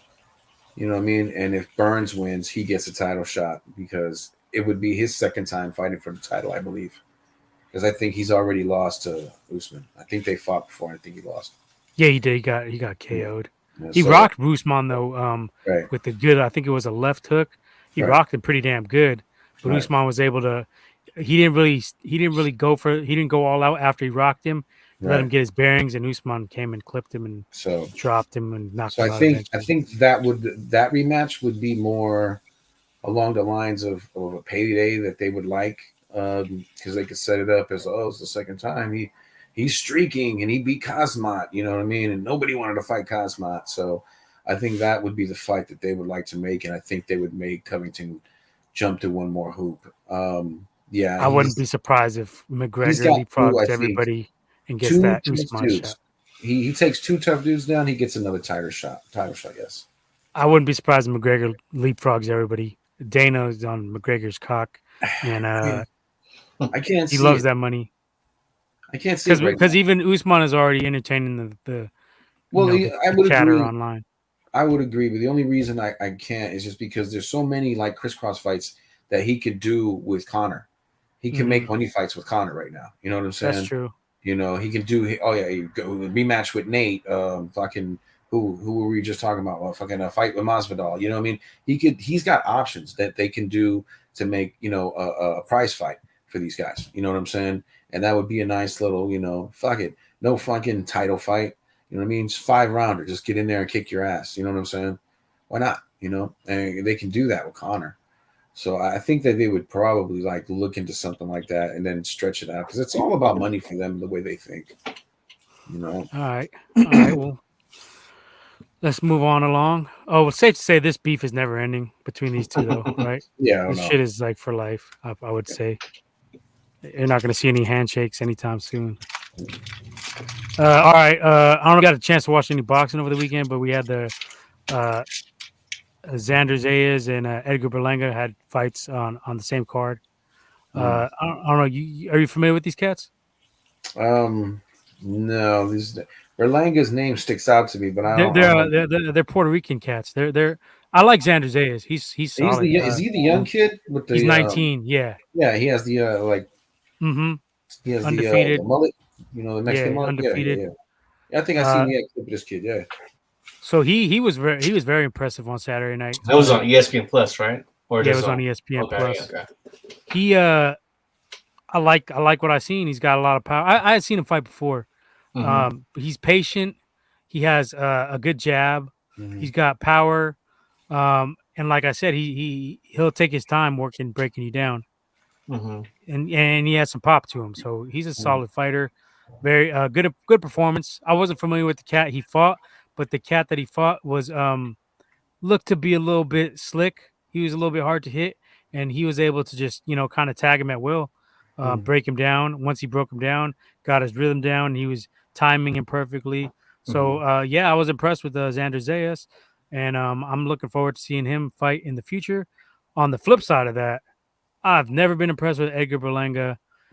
He gets a lot of hype. He's got a lot of power, but his last few fights, and I said this even before that, lackluster, no boxing skill. He was going up against Steve Rolls, who is he's most famous for getting knocked out by Triple G. Only lost, I believe, right? I don't know about that, but he got dropped in the 4th round against Triple G. So this dude was like, and he's 37 years old. So he was coming up in weight. This was at I think this was at 168 or 175. I'm not sure off the top of my head, but he was there for a reason to get knocked out, and he didn't even get dropped. I actually thought he won the fight. Very close fight, but Rolls outlanded him. Berlanga landed the harder shots, but they were few and far in between. I just don't see much out of this kid. I know he's really hyped up, but I've been vocal on this show on the TDC. I've always thought this dude was overhyped. Yeah. He got those highlight knockouts where he goes out there and knocks out cab drivers. I think I think his first 16 wins were first round knockouts. First round. Yeah, he had a nice little streak going. But when the opposition stepped up, and he's not fighting B level, I would say C level, C- level guys, and he hasn't been able to match the intensity. The knockouts haven't been coming. This one went the distance. I think this is the second match. I don't think I was the only one because I was reading online. A lot of people had it for Rolls too, because it was that thing. Because I mean, Rolls was definitely. A lot of people were saying he's running, but there's a difference between running and side-to-side movement. Yeah, and fighting off your back foot. There's a difference. You could tell he was a more veteran, seasoned boxer. He knew how to. He was catching with that right a lot too. Yeah, I think he even cut him in the 4th round in the right eye. He wasn't cut on the right eye. You're right. Yeah. So I mean, did you see the whole fight? Were you able to? What did you? Yeah, I saw the. Yeah, so I saw the whole. I was watching it and I was flipping the channel too because I think there was another fight on the zone. There was other fights on the zone. Blair Cobbs and yeah. So I was kind of like going back and forth, and also something. There was like 3 things going on. So I was flipping the channel, but the little moments I was watching the Berlanga fight, this is the same cat that said that he would definitely, if he had a chance to fight Canelo, that he would knock Canelo out. I don't know what he's been smoking or drinking, but after that last match, it was very lackluster. You could tell, like I said, Rolls, the more seasoned veteran boxer, he knew how to, pretty much he was punching back, but still keeping his distance. Berlanga looked confused. I mean, he didn't know what to do, and those punches were his jab was hella like weird, awkward ass jab. Yeah. I didn't see him like he doesn't fight clean. I just didn't see like I remember hearing him about all those early knockouts, but so you expect some action but it's just like he still seems like he's still figuring out what type of boxer he is. Yeah. This was not good for him. I mean, I don't know who would want to fight him, or who would. Benavidez. I'll tell you a list of the guys that'll beat him: Benavidez, Charlo, Plant. A lot of these dudes would wipe the floor with him. Now he is young. I'll give him that. but I just I don't see much there. You Yeah, take away the power, it's kind of like a one-trick pony because yeah, he doesn't have much technique to go behind that power yeah. That's and the thing. defense Yeah, too. He gets yeah. countered a lot, and he gets countered. His last fight, he got dropped. Okay. So I don't know. Yeah. He could turn around under the right Hmm. trainers, possibly, but Yeah. I don't know. I Yeah. didn't see much out of him. Yeah. And then and Aram, like I said, Aram's great at hyping up his dudes, though. yeah, I, Puerto I give Rican. him Yeah. props for that. Yeah. So yeah, they were fighting New York. Huge Puerto Rican crowd. It was. I was like, what's the hype? I don't see the hype. But I mean, he's getting love. I think I seen Fat Joe. I think He was in the because crowd. he has the temperament. He has the loud, boisterous, temperament you want from a champion. You kind of Hmm. loud and Yeah. confidence, a little bit He sells arrogant. himself well. He sells Yeah, himself well. Yeah. yeah. So I mean, I get that. The image is there for that. Hmm. He has a good ring presence, kind of like you can sell some tickets, and with the power there. So I get why some of it's there, but like you said, in the ring, the last 2 or 3 fights we haven't seen much. Yeah. Um, It's just. Now, unless he changes trainers and regimens and works out better, maybe loses a little bit of weight, maybe possibly gets a little bit quicker, works on that jab, you could see something happening down the way. But he's definitely got to get a lot better technically and defensively because, Mhm. like I said, he's getting tagged by dudes with Yeah. not much pop. But if he gets tagged by like a Canelo, a Oh, he's. Benavidez, he might go to sleep. Yeah. Even He'll go. Plant, I think Plant would give this dude problems. Plant Hmm. would be tagging him with that jab all night, 1-2. Even though Hmm. Plant don't got much pop, he's much more technically sound Mhm. than this guy. Yeah. But Xander Zayas, like I said, I give him an A. Very Okay. solid performance. I Looks like a missed that one. bright future. Good movement, good footwork.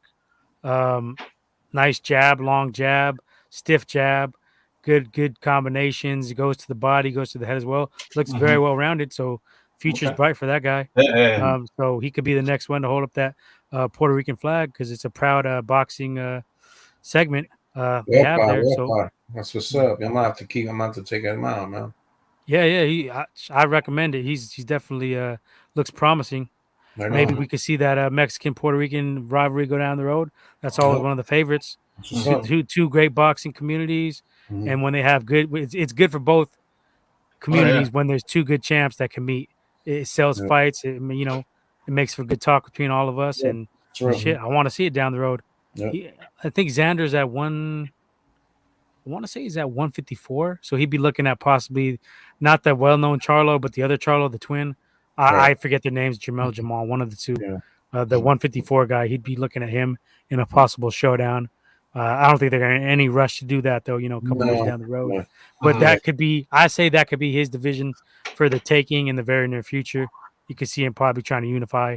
Probably give him a couple years. Give him a couple years. Give him a couple years, Wait up. yeah. But And then within 3 after years, he's going to be having 2 or 3 belts easy in that division. because you want him to grow into his body. He's still young. You want him to grow into his body.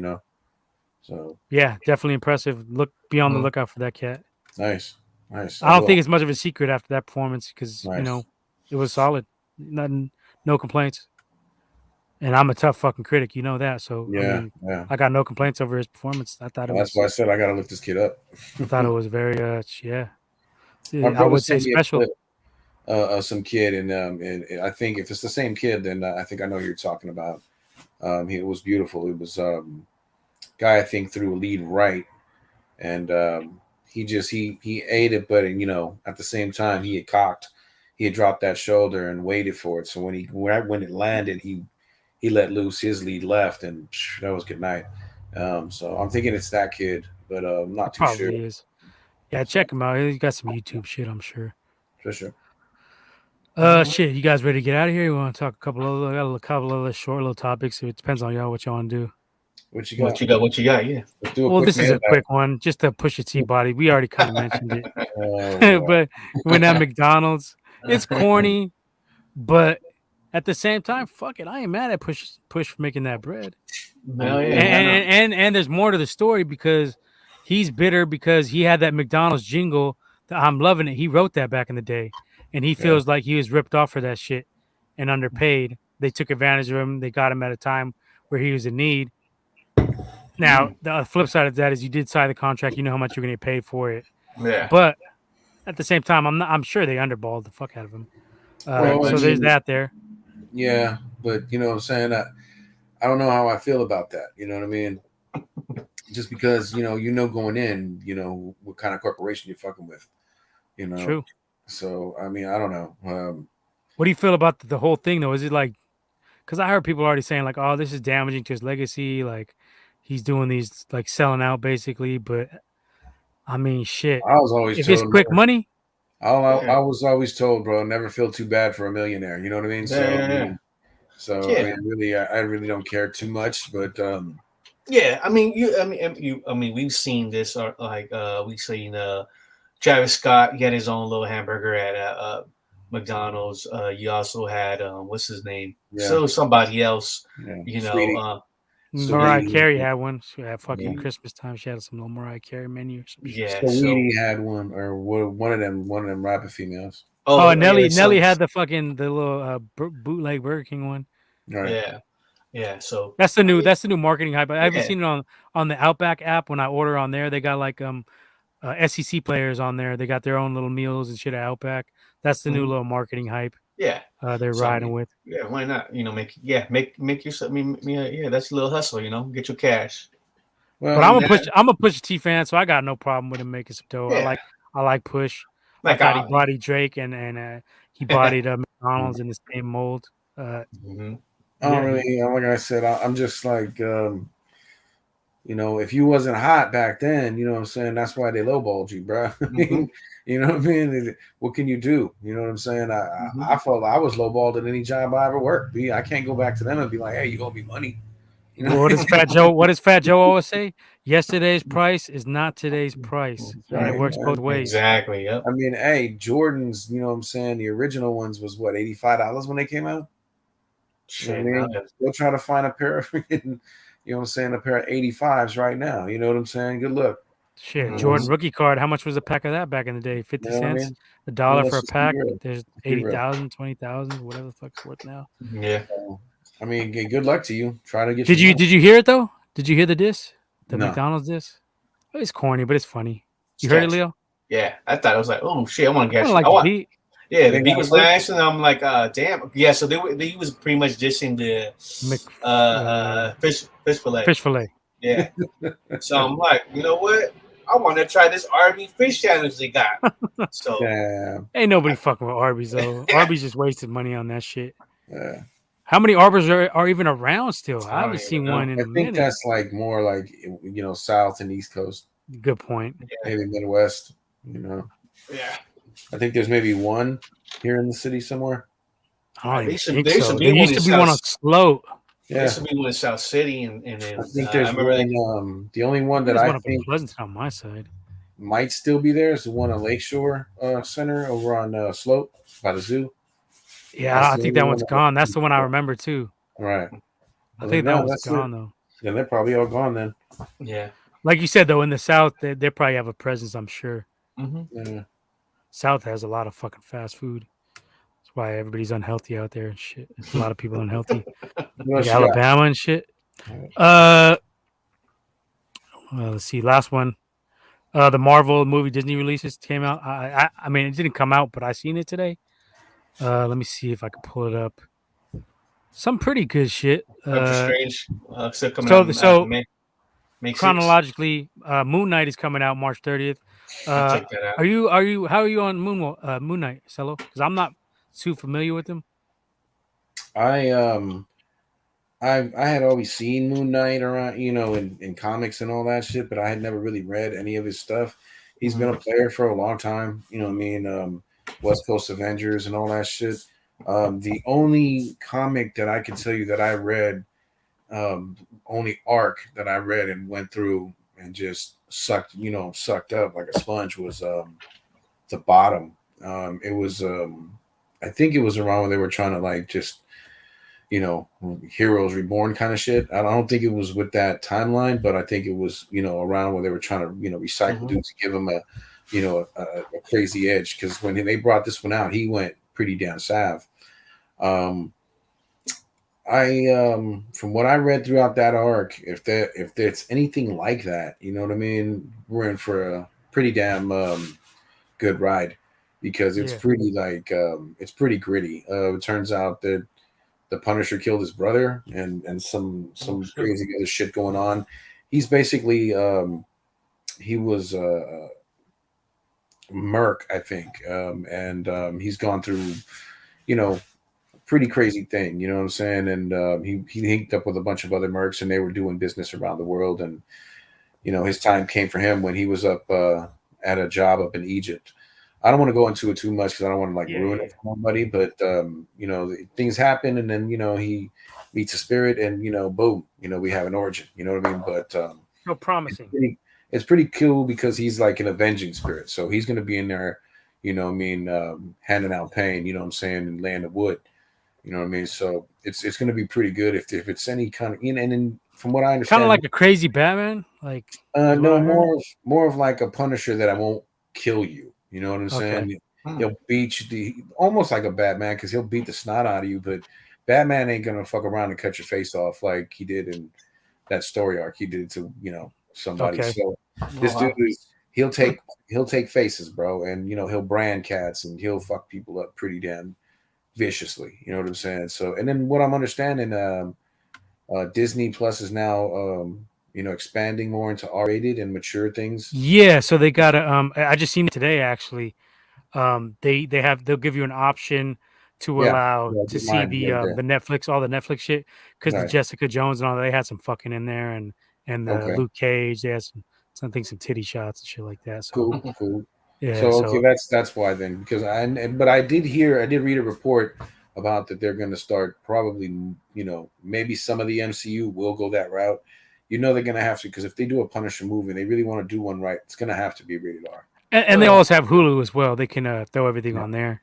They own that shit. They own that as well. So, we're seeing maybe a little bit of a shift because let's be honest, if the parents actually sat down and read some of the comics that their kids read, you know what I'm saying, they'd be fucking tweaking because the comics are always like that much worse than what's going on some way more edgy and you know what I mean. So pretty.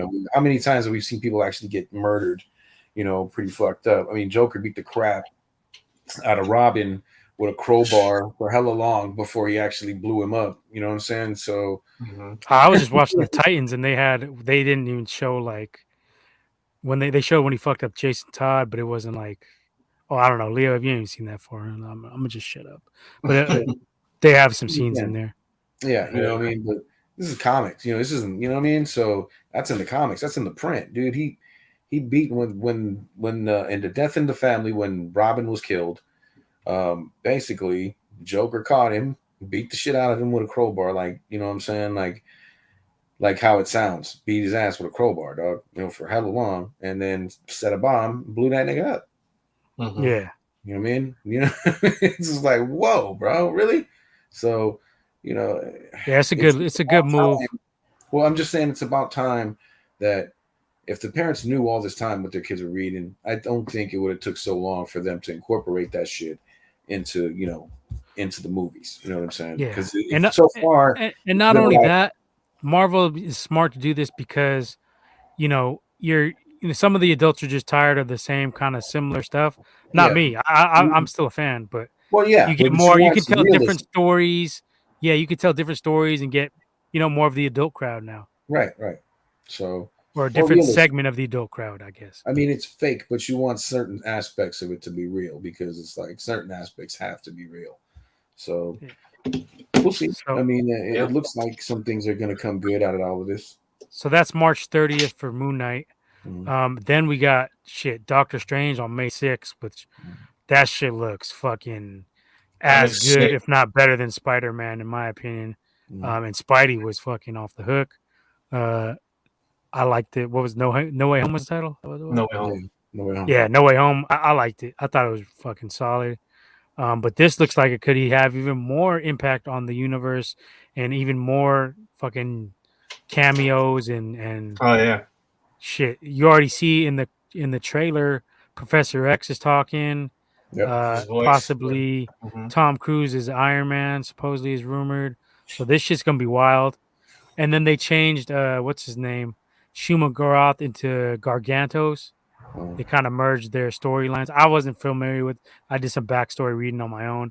I wasn't too familiar with the characters anyway, but from what I'm hearing is they kind of merged them into one. They, they do that kind of shit in the MCU. Like they did with Thor and Ragnarok. Yeah, so they're kind of doing that. But then you also have America Chavez, Wanda's in there. The shit is going to be. I mean, from trailer wise, it looks like it's going to be wild as fuck. And set the tone for the rest of the MCU for a while. So I'm excited for this one.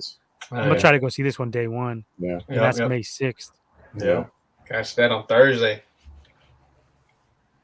Yeah, I mean, Stephen Strange is what he's basically kind of taking over for Tony. It seems like he's kind of like the face now. Yeah, that's what they're saying. He's going to be the guy more than likely. We'll see how that works when it comes to the Avengers, though. I don't remember him ever really being like an Avenger, but I don't know. I could be wrong. He was a Defender. He was in the Defenders, Defender. Right? He was a Defender and a Secret Avenger, I think, too. Oh yeah, I remember that. I'm not sure, how that works. Whatever. I mean, he could have been. I don't know. Like I said, I might be just loaded right now. Yeah, he's supposed to definitely be the guy though. In the next phase, moving forward. This shit looks like it's gonna be sick. Isn't it supposed to be hella long too? I think it might be like I don't know, 2.5 hours or 3 hours or some shit. Well, most of them I'm down for it. 3 hours now. I think Shang-Chi was close to 3 hours, wasn't it? Shang-Chi was pretty long. Yeah, I think it's 2.5 almost. I think close to 3 hours, I believe. Yeah. But this one, it can't. I think it'll be very fucking action packed. I don't think you're gonna have much. I mean, you'll still have some storyline, but it looks like, at least from the trailer, you're gonna get a lot of action packed, a lot of battles. Who knows who the fuck's gonna show up? Yeah, different variants. Now they've established variants and multiverse. They can do whatever they want, man. Yeah, this multiverse shit, they can do whatever they want. Yeah, they planned it out smart. They took their time, and now they're. Yeah, Fantastic Four, X-Men, anything's on the table. And I think this is aiming to be like a reverse House of M, where the mutants were there, and Wanda took them away one of the Wanda variants took them away when she went crazy, and then this is gonna bring them back. At least that's my theory of how it's gonna shape up, but we'll see. I mean, this shit's gonna be. They could pull Deadpool. They could do whatever they want. Yeah. Oh, they already mentioned Deadpool 3 is in the making as well. Right. So, and then Brolin's really interested. He doesn't want to play Thanos anymore. Well, not that he doesn't want to play Thanos, but he's happier playing playing Cable, because you can actually see his face. You know what I'm saying? Yeah. There's a lot of CGI going on with the Thanos thing. I like the original one they had when he was on the when he was in the end scene credits. I think it was a better looking Thanos than what they actually put out, in my opinion. Like, the darker, the different tint to him was better, because he was more like purplish in the comics, right? In this one, he's more like a kind of peach or some shit, like whatever the fuck. I'm still just waiting for Warlock to come out. So oh shit, that's another one. Yeah. Well, that's a possibility in the Multiverse of Madness, I would think. I heard I don't know why they're holding him for Guardians of the Galaxy 3. I think that's because they're more cosmic. You know what I mean? More than likely, they've always been cosmic. You know what I mean? In heroes, so more than likely that's why they wanted to kind of cut that up and make it towards them. I don't know, but you've seen a lot more of the appearances of Pip. You know what I mean? Whatnot. So, and then Star Fox came out too at the last. Eternals. Yeah. So we'll see what's going on with that. Whatever. This show's pretty weak. What's going on? Marvel's got some good shit going on. Thor: Love and Thunder, July 8th. Right. Well, are you a fan of the Thor with the comedy, or you're not feeling it? Because I know you're more into the comic, or you're very versed in the comics, I should say. I don't know about very. I have read. I like more than me. I know that. Right. I mean, I like what I like, bro, and I read what I read. But yeah, I definitely will say that I'm into some Thor, but I liked all his movies actually. Dark World definitely was. Come on, bro. That was. You see the. I guess they got like an extended version or whatever. I tried checking that out. It was, it is what it is. You know what I'm saying? So, it just was too slow. Even that to me ain't terrible, but it's not. it's Right. not on par with the rest. Yeah, it's like, well, when you compare it to Ragnarok, and Ragnarok being a mix of that and World War Hulk, what I'm saying, was a good. They did a pretty damn good job, I think, and all things considered. I think Love and Thunder will be a good one too. You got a good supporting cast, you know what I'm saying, and they're fresh off the heels. If they do it anything like they did Ragnarok, it'd probably be a pretty damn good movie too. I think it's produced by directed by Watiti. Yeah, it says right here, Taika Waititi is directing this one as well. So it's going to be along the same vein as that, I'm guessing. Entertaining. I had no problem with it. I thought it was one of the better Marvel movies. Me and Leo, I think. Entertaining. Ray Doomzilla was not a comical. Fan. It had a good, tearjerker moments. You know what I mean? It was good. Yeah. It definitely was good. Yeah, hopefully we get some more Korg. Yeah, Korg is fucking funny. I like that dude. Yeah, he's gold. He's gold. He was playing Xbox. Man, this guy called me a dickhead online. What did he say? Some funny. Oh, this guy's calling me dickhead again. Shit had me rolling. Yeah, and Natalie Portman's back for this one as well. Yeah, cool. Nice. Good. Miss Marvel, June 8th. I'm not big on this one. I seen the trailer. Looks kind of weak, honestly. It's like a teen. Yeah, it's for the teen crowd. That's what I got. Yeah, I saw the trailer. That's what the vibe I got. It reminded me like a teen Nickelodeon sitcom or something like that. After school, you turn it on and watch. But I'll check it out. It looks like it is gonna have some ties in the MCU though. So. Oh yeah, it is. Yeah, I think she's in the Doctor. And they changed their powers up too, right? Yeah, they changed their powers. I was talking to Ray Doomzilla about it a while ago, and he was telling me that because I think in the comics her powers are just like stretching. Yeah, but they didn't want it to be too much like Mr. Fantastic because he's gonna be coming down the road eventually. So they were like, let's give her something else. In the trailer, it looks like I don't know what the fuck. What was her powers? I couldn't even really. I don't know. I saw fireworks. I saw a little, I don't know. I saw some stretching, but none of that. I mean, I don't know. So we could skip over that one. That's just whatever. I'll watch it. I know I got some ties. Black Panther: Wakanda Forever is supposedly November 11th this year. This year?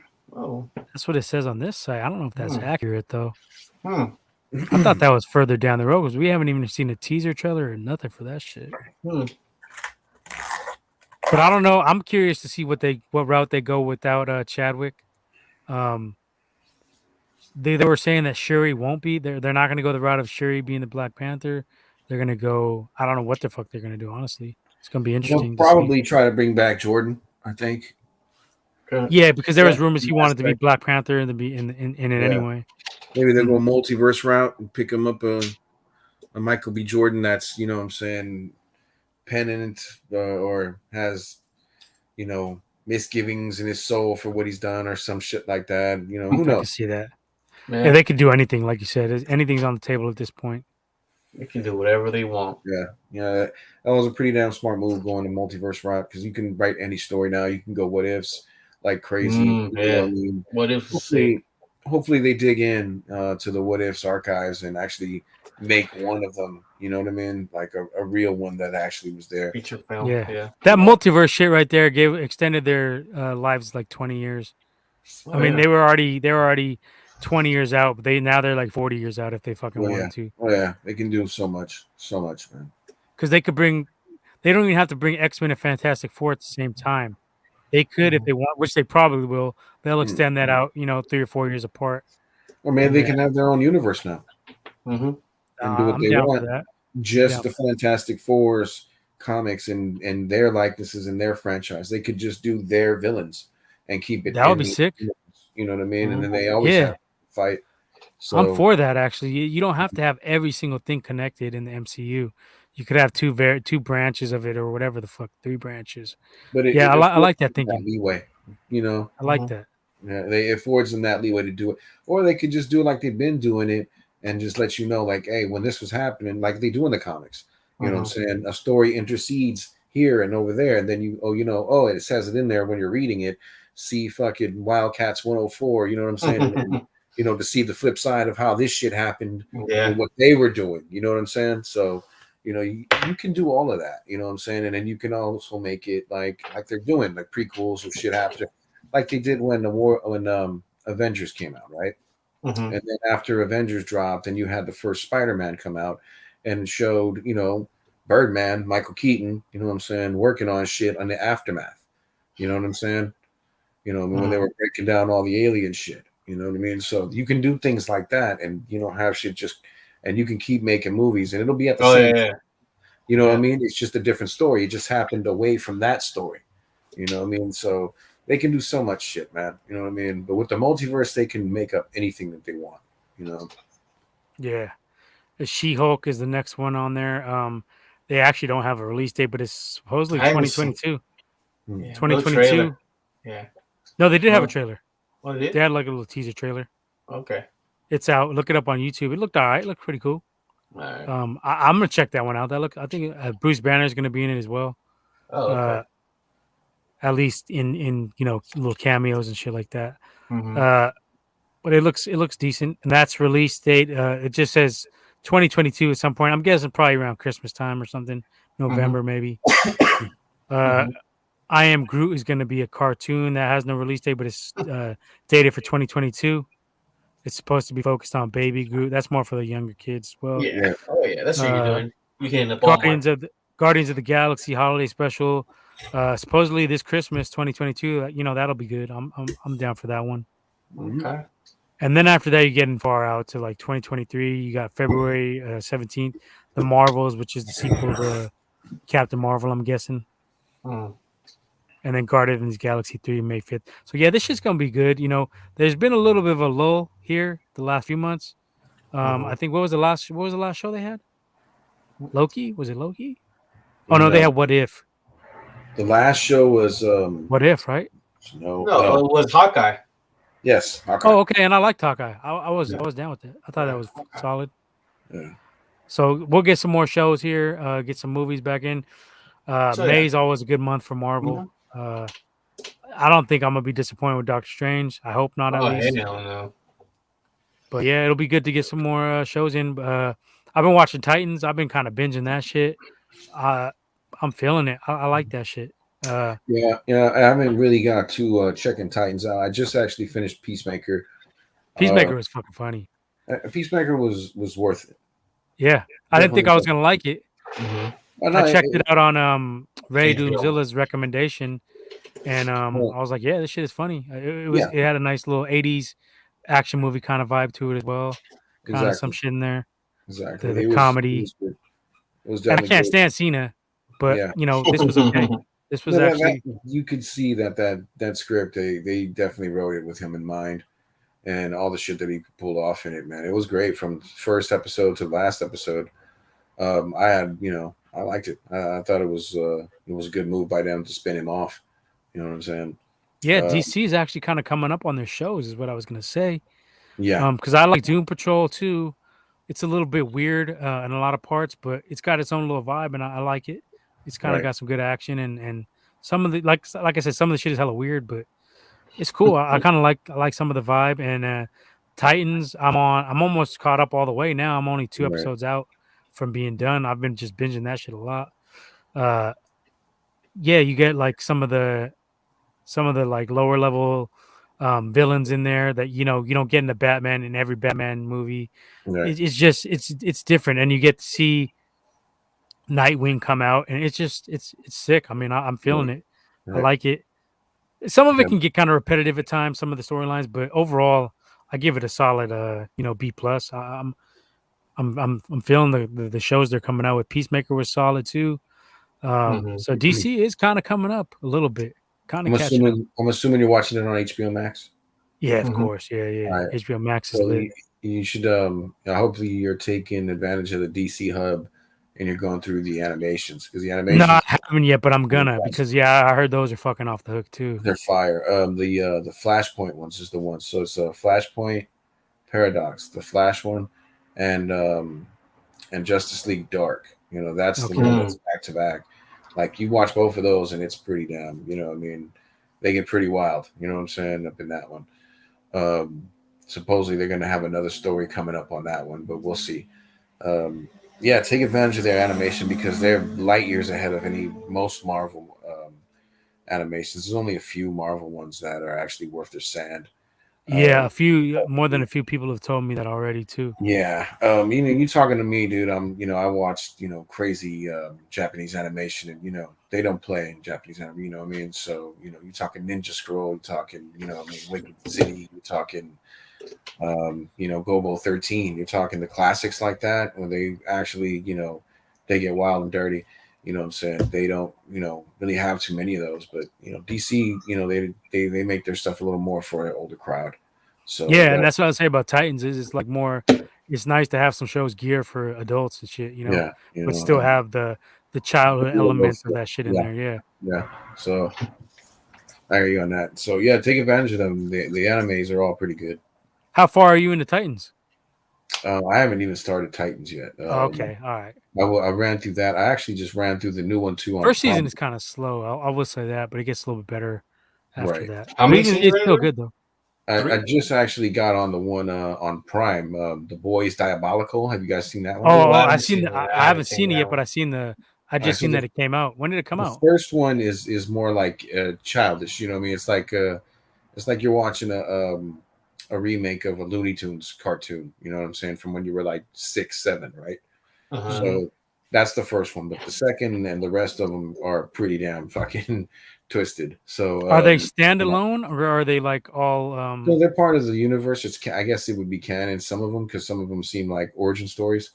No, but I'm okay. saying, is it like an anthology or is it storyline continue out each It's a episode? bunch of like 15-minute little just one shots. Okay, all You know right, what I mean? okay. So, yeah, but it ties in. You know what I'm saying? Like, so, like there's one with Homelander, and that one actually ties in. I think he did exactly that in the comics.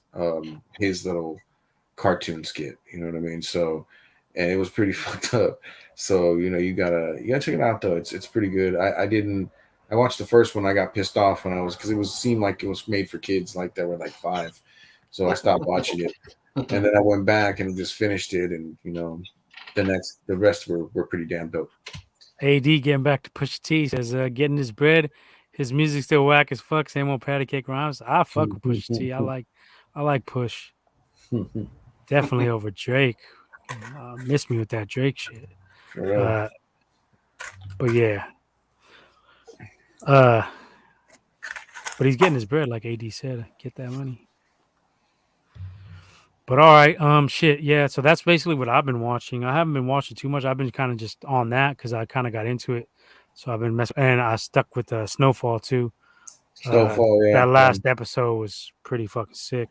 So we're at I guess we're 2 episodes behind. So and I waited because I remember when I looked it up on Hulu, it said the title of whatever the title was, but it said part 1. So I said, I'm not watching this motherfucker until we get part 2 on this bitch. So yeah. So was waiting. Cool. I think you're caught up then, right? I think those 2 will be caught up. Yeah. Okay, because this last one was the one that had part 1, and then the part 2 is I think tomorrow night. Yeah, Wednesdays. If right? I'm not, yeah. So I think you're already caught up. No, I didn't watch that one. I stopped. Oh, you didn't watch the okay, I got you. He hasn't watched the first one. Okay, so the volume 1, that episode was fucking sick. It was a different like kind of feel to it, and you'll see, you'll peep it. Right. I liked it.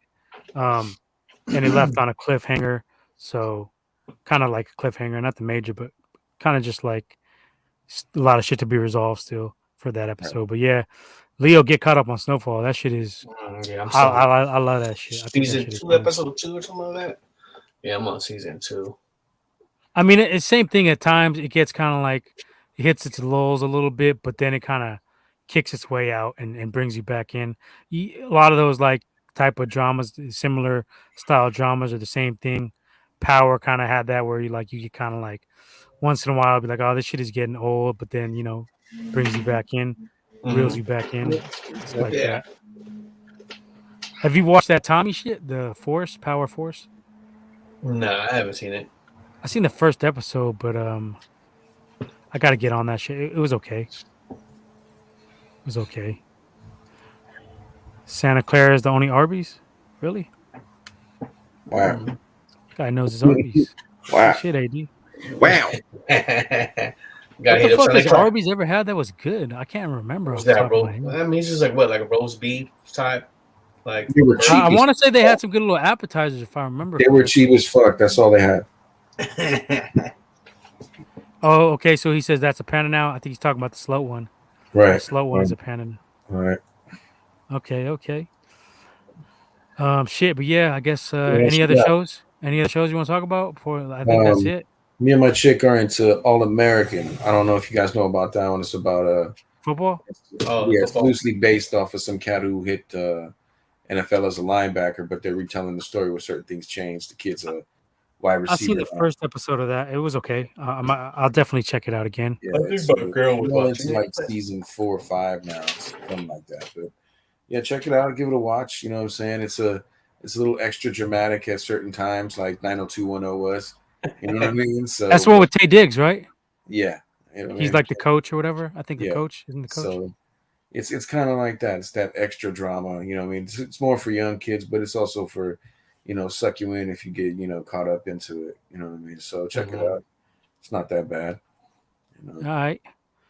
Leo, you got anything? Not really. Me and my girl started watching on Hulu The Dropout. This is based on the Theranos machine with Elizabeth Holmes. You remember that? She was like in the early. It was like the early 2010 when Stanford Dropout was trying to create a machine to where it gets a sample of your blood and it can tell you what's wrong or if you have something or get checked. She was trying to create this machine, but never. I mean, the technology wasn't there, and this is the time when Apple was dominating with the iPod, iPhone. So she was trying. It looked like she was trying to be the next Steve Jobs and shit. It's interesting. Okay. I might check it out. I also want to check out that that Lakers show on HBO Max, Winning Time. Okay, yeah, I'll check that out too. I heard I it was haven't pretty got cool. around to it. All right. Didn't you say Euphoria was good? Yeah, I've never seen it. Is it any Euphoria good? is wild. Euphoria is wild. Right. I seen the first season. I'm gonna have to check that one That shit too. is wild. So it was good then, huh? Mm-hmm. What about this DMZ DC show? I was gonna With watch Rosario that. Dawson? Yeah, it's on HBO Max. I've seen it up on Netflix, but I haven't checked it out yet. Are you familiar with the character at all or no? No, not at all. Okay, all right. So Isn't I might check it that out. based on I Am Legend? No. Oh, is that what it is? It kind of looked similar in Right? the vibe. I mean, or similar. You could be right. You could be right. I'm not sure. But I Am Legend is not based on the comic book, is it? I believe it is. If I'm not mistaken, I kind of remember hearing some shit like that. Okay, but I heard similar. It was like somewhat similar, but the story it's based on some. I can't remember. It's based some. This one's based on a comic book though, but I heard. Well, let me see. On just off the little whatever the fuck on the app, it says, in a near future civil war torn America, fearless medic Alma sets out on harrowing quest to find her missing son, crossing into demilitarized zone of Manhattan, where a ruthless battle for control rages between rival gang leaders. Well, now it's a show. Yeah. Oh, it's a show. I thought it was a movie. No, it's a series. 4 series, I guess 4 issue miniseries or whatever the fuck. I'll give it a fucking watch. I'll check it out, at least the first episode. Yeah. DC's been kind of coming up in my opinion, so I'll fuck with it. I was about to check out the Adam Project as well next on Netflix. That's with Ryan Reynolds. And Mark Ruffalo and a couple other cats, I think too. All right, I'm gonna check that out. Yeah. Is that? I heard the same guy that directed Free Guy. Directed this one as well. Yeah, and he's supposedly he's gonna direct Deadpool 3. That's what I heard. I see. That's what's up. All right. Well, shit. On that, we'll get out of here semi early. And shit, we'll be back next week. Hopefully, we'll have better news on Jimmy G being gone. Hopefully, Jimmy G's gone. Yes. Hopefully, Jimmy's gone, and we can move on and get some fucking free agents that are left. Bargain basement. I mean, that's where Lynch likes to shop anyway. So yeah, get some help on the D line and O line, maybe a corner, Something. maybe. I mean, I'm being optimistic, but Something. this guy might just say we're gonna just stay put to the draft and not do nothing, even if we get rid of Jimmy. Shit, wouldn't put it past Lynch to do some shit like that. All right, catch us on Twitter, IG, YouTube here. Linktree has all of our info on our IG and our Twitter. Okay. And also we'll be check back. us out. Yeah. Yeah, go ahead, Leo. Yeah, also check us out on. You just updated new episodes. Recent episodes on Anchor, Spotify, and Apple Podcasts. Make sure you subscribe. I'll get this one out. Yeah. I'll try to get this one out tomorrow. Yeah, because when you drop it, we get a good amount of listens. So make sure to subscribe and follow us. No doubt. All right, right on, Cello, for joining us. We'll try to be back, same crew next week. Well, maybe add somebody else in here as well. Right, yo. But, yeah, man. Catch y'all on the next round. Peace. All right. Later, gentlemen.